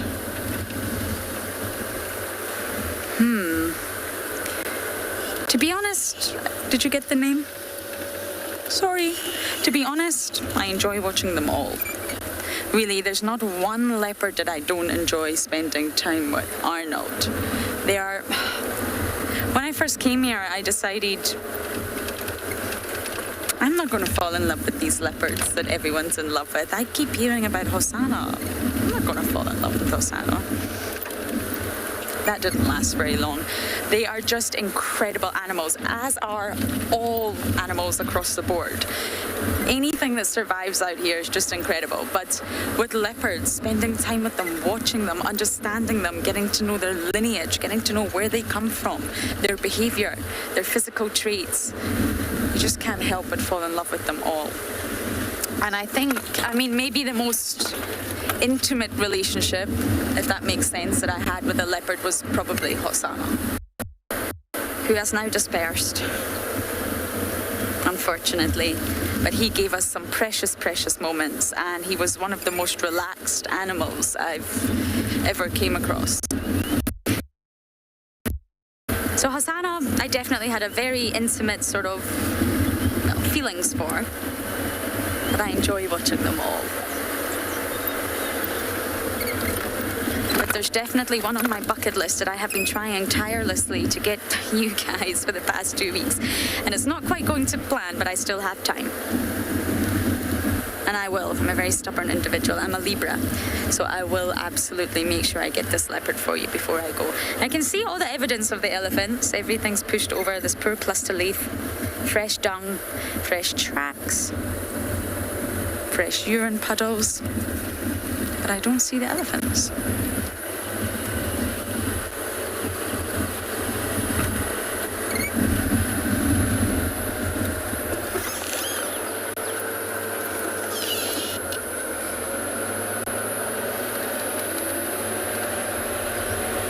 Okay, so we're going to head to quarantine, see what else we can find for you before breakfast. And we're going to send you over to another location.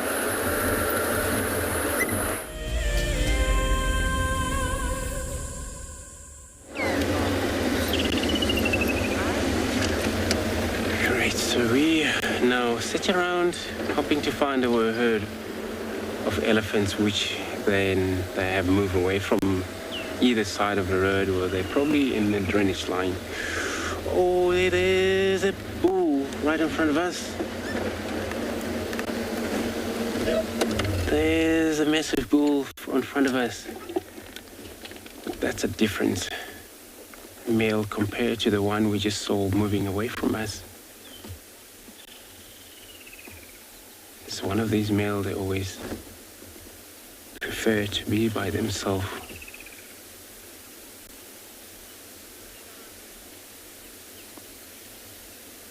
He's just approaching the quarantine now.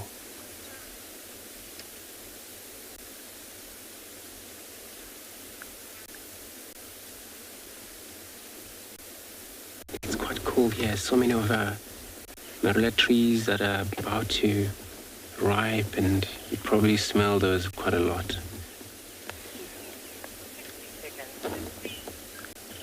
So he's going to visit each one of the marula tree that is available. And he has a chance for that because he's not disturbed in here. It's only by himself.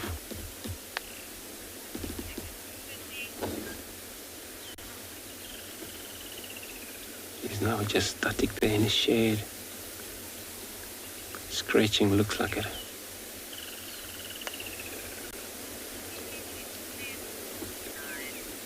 So he's probably going to move forward to these trees around here.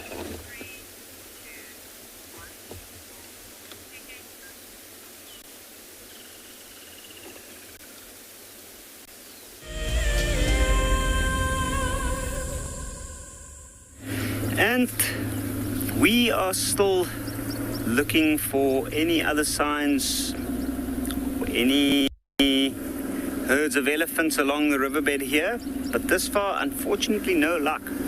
However, we have had some very, very beautiful views.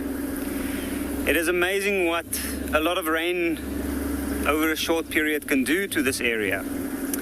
And even though we don't see a lot of large mammals or general game at the moment, there's certainly a lot of life. And especially this riverine forest along the river banks. It's actually amazing to think that only a couple of months ago this was all barren and most of these trees didn't have their leaves. The reeds weren't nearly as numerous. And on occasions you might find a old buffalo bull somewhere off on his own.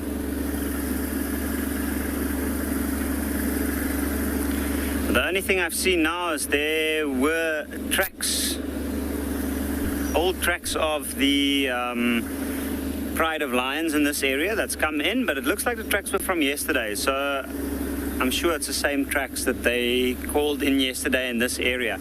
And we haven't heard any more calls from the lions from this morning that we started out looking for.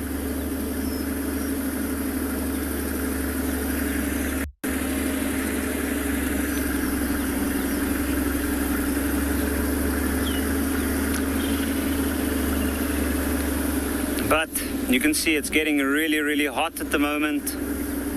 Most animals by now will be moving into the shade. The larger animals that need to cool themselves down with mud, like elephant, buffalo, rhino, they'll more than likely move to the shadier parts. And the cats will definitely settle down.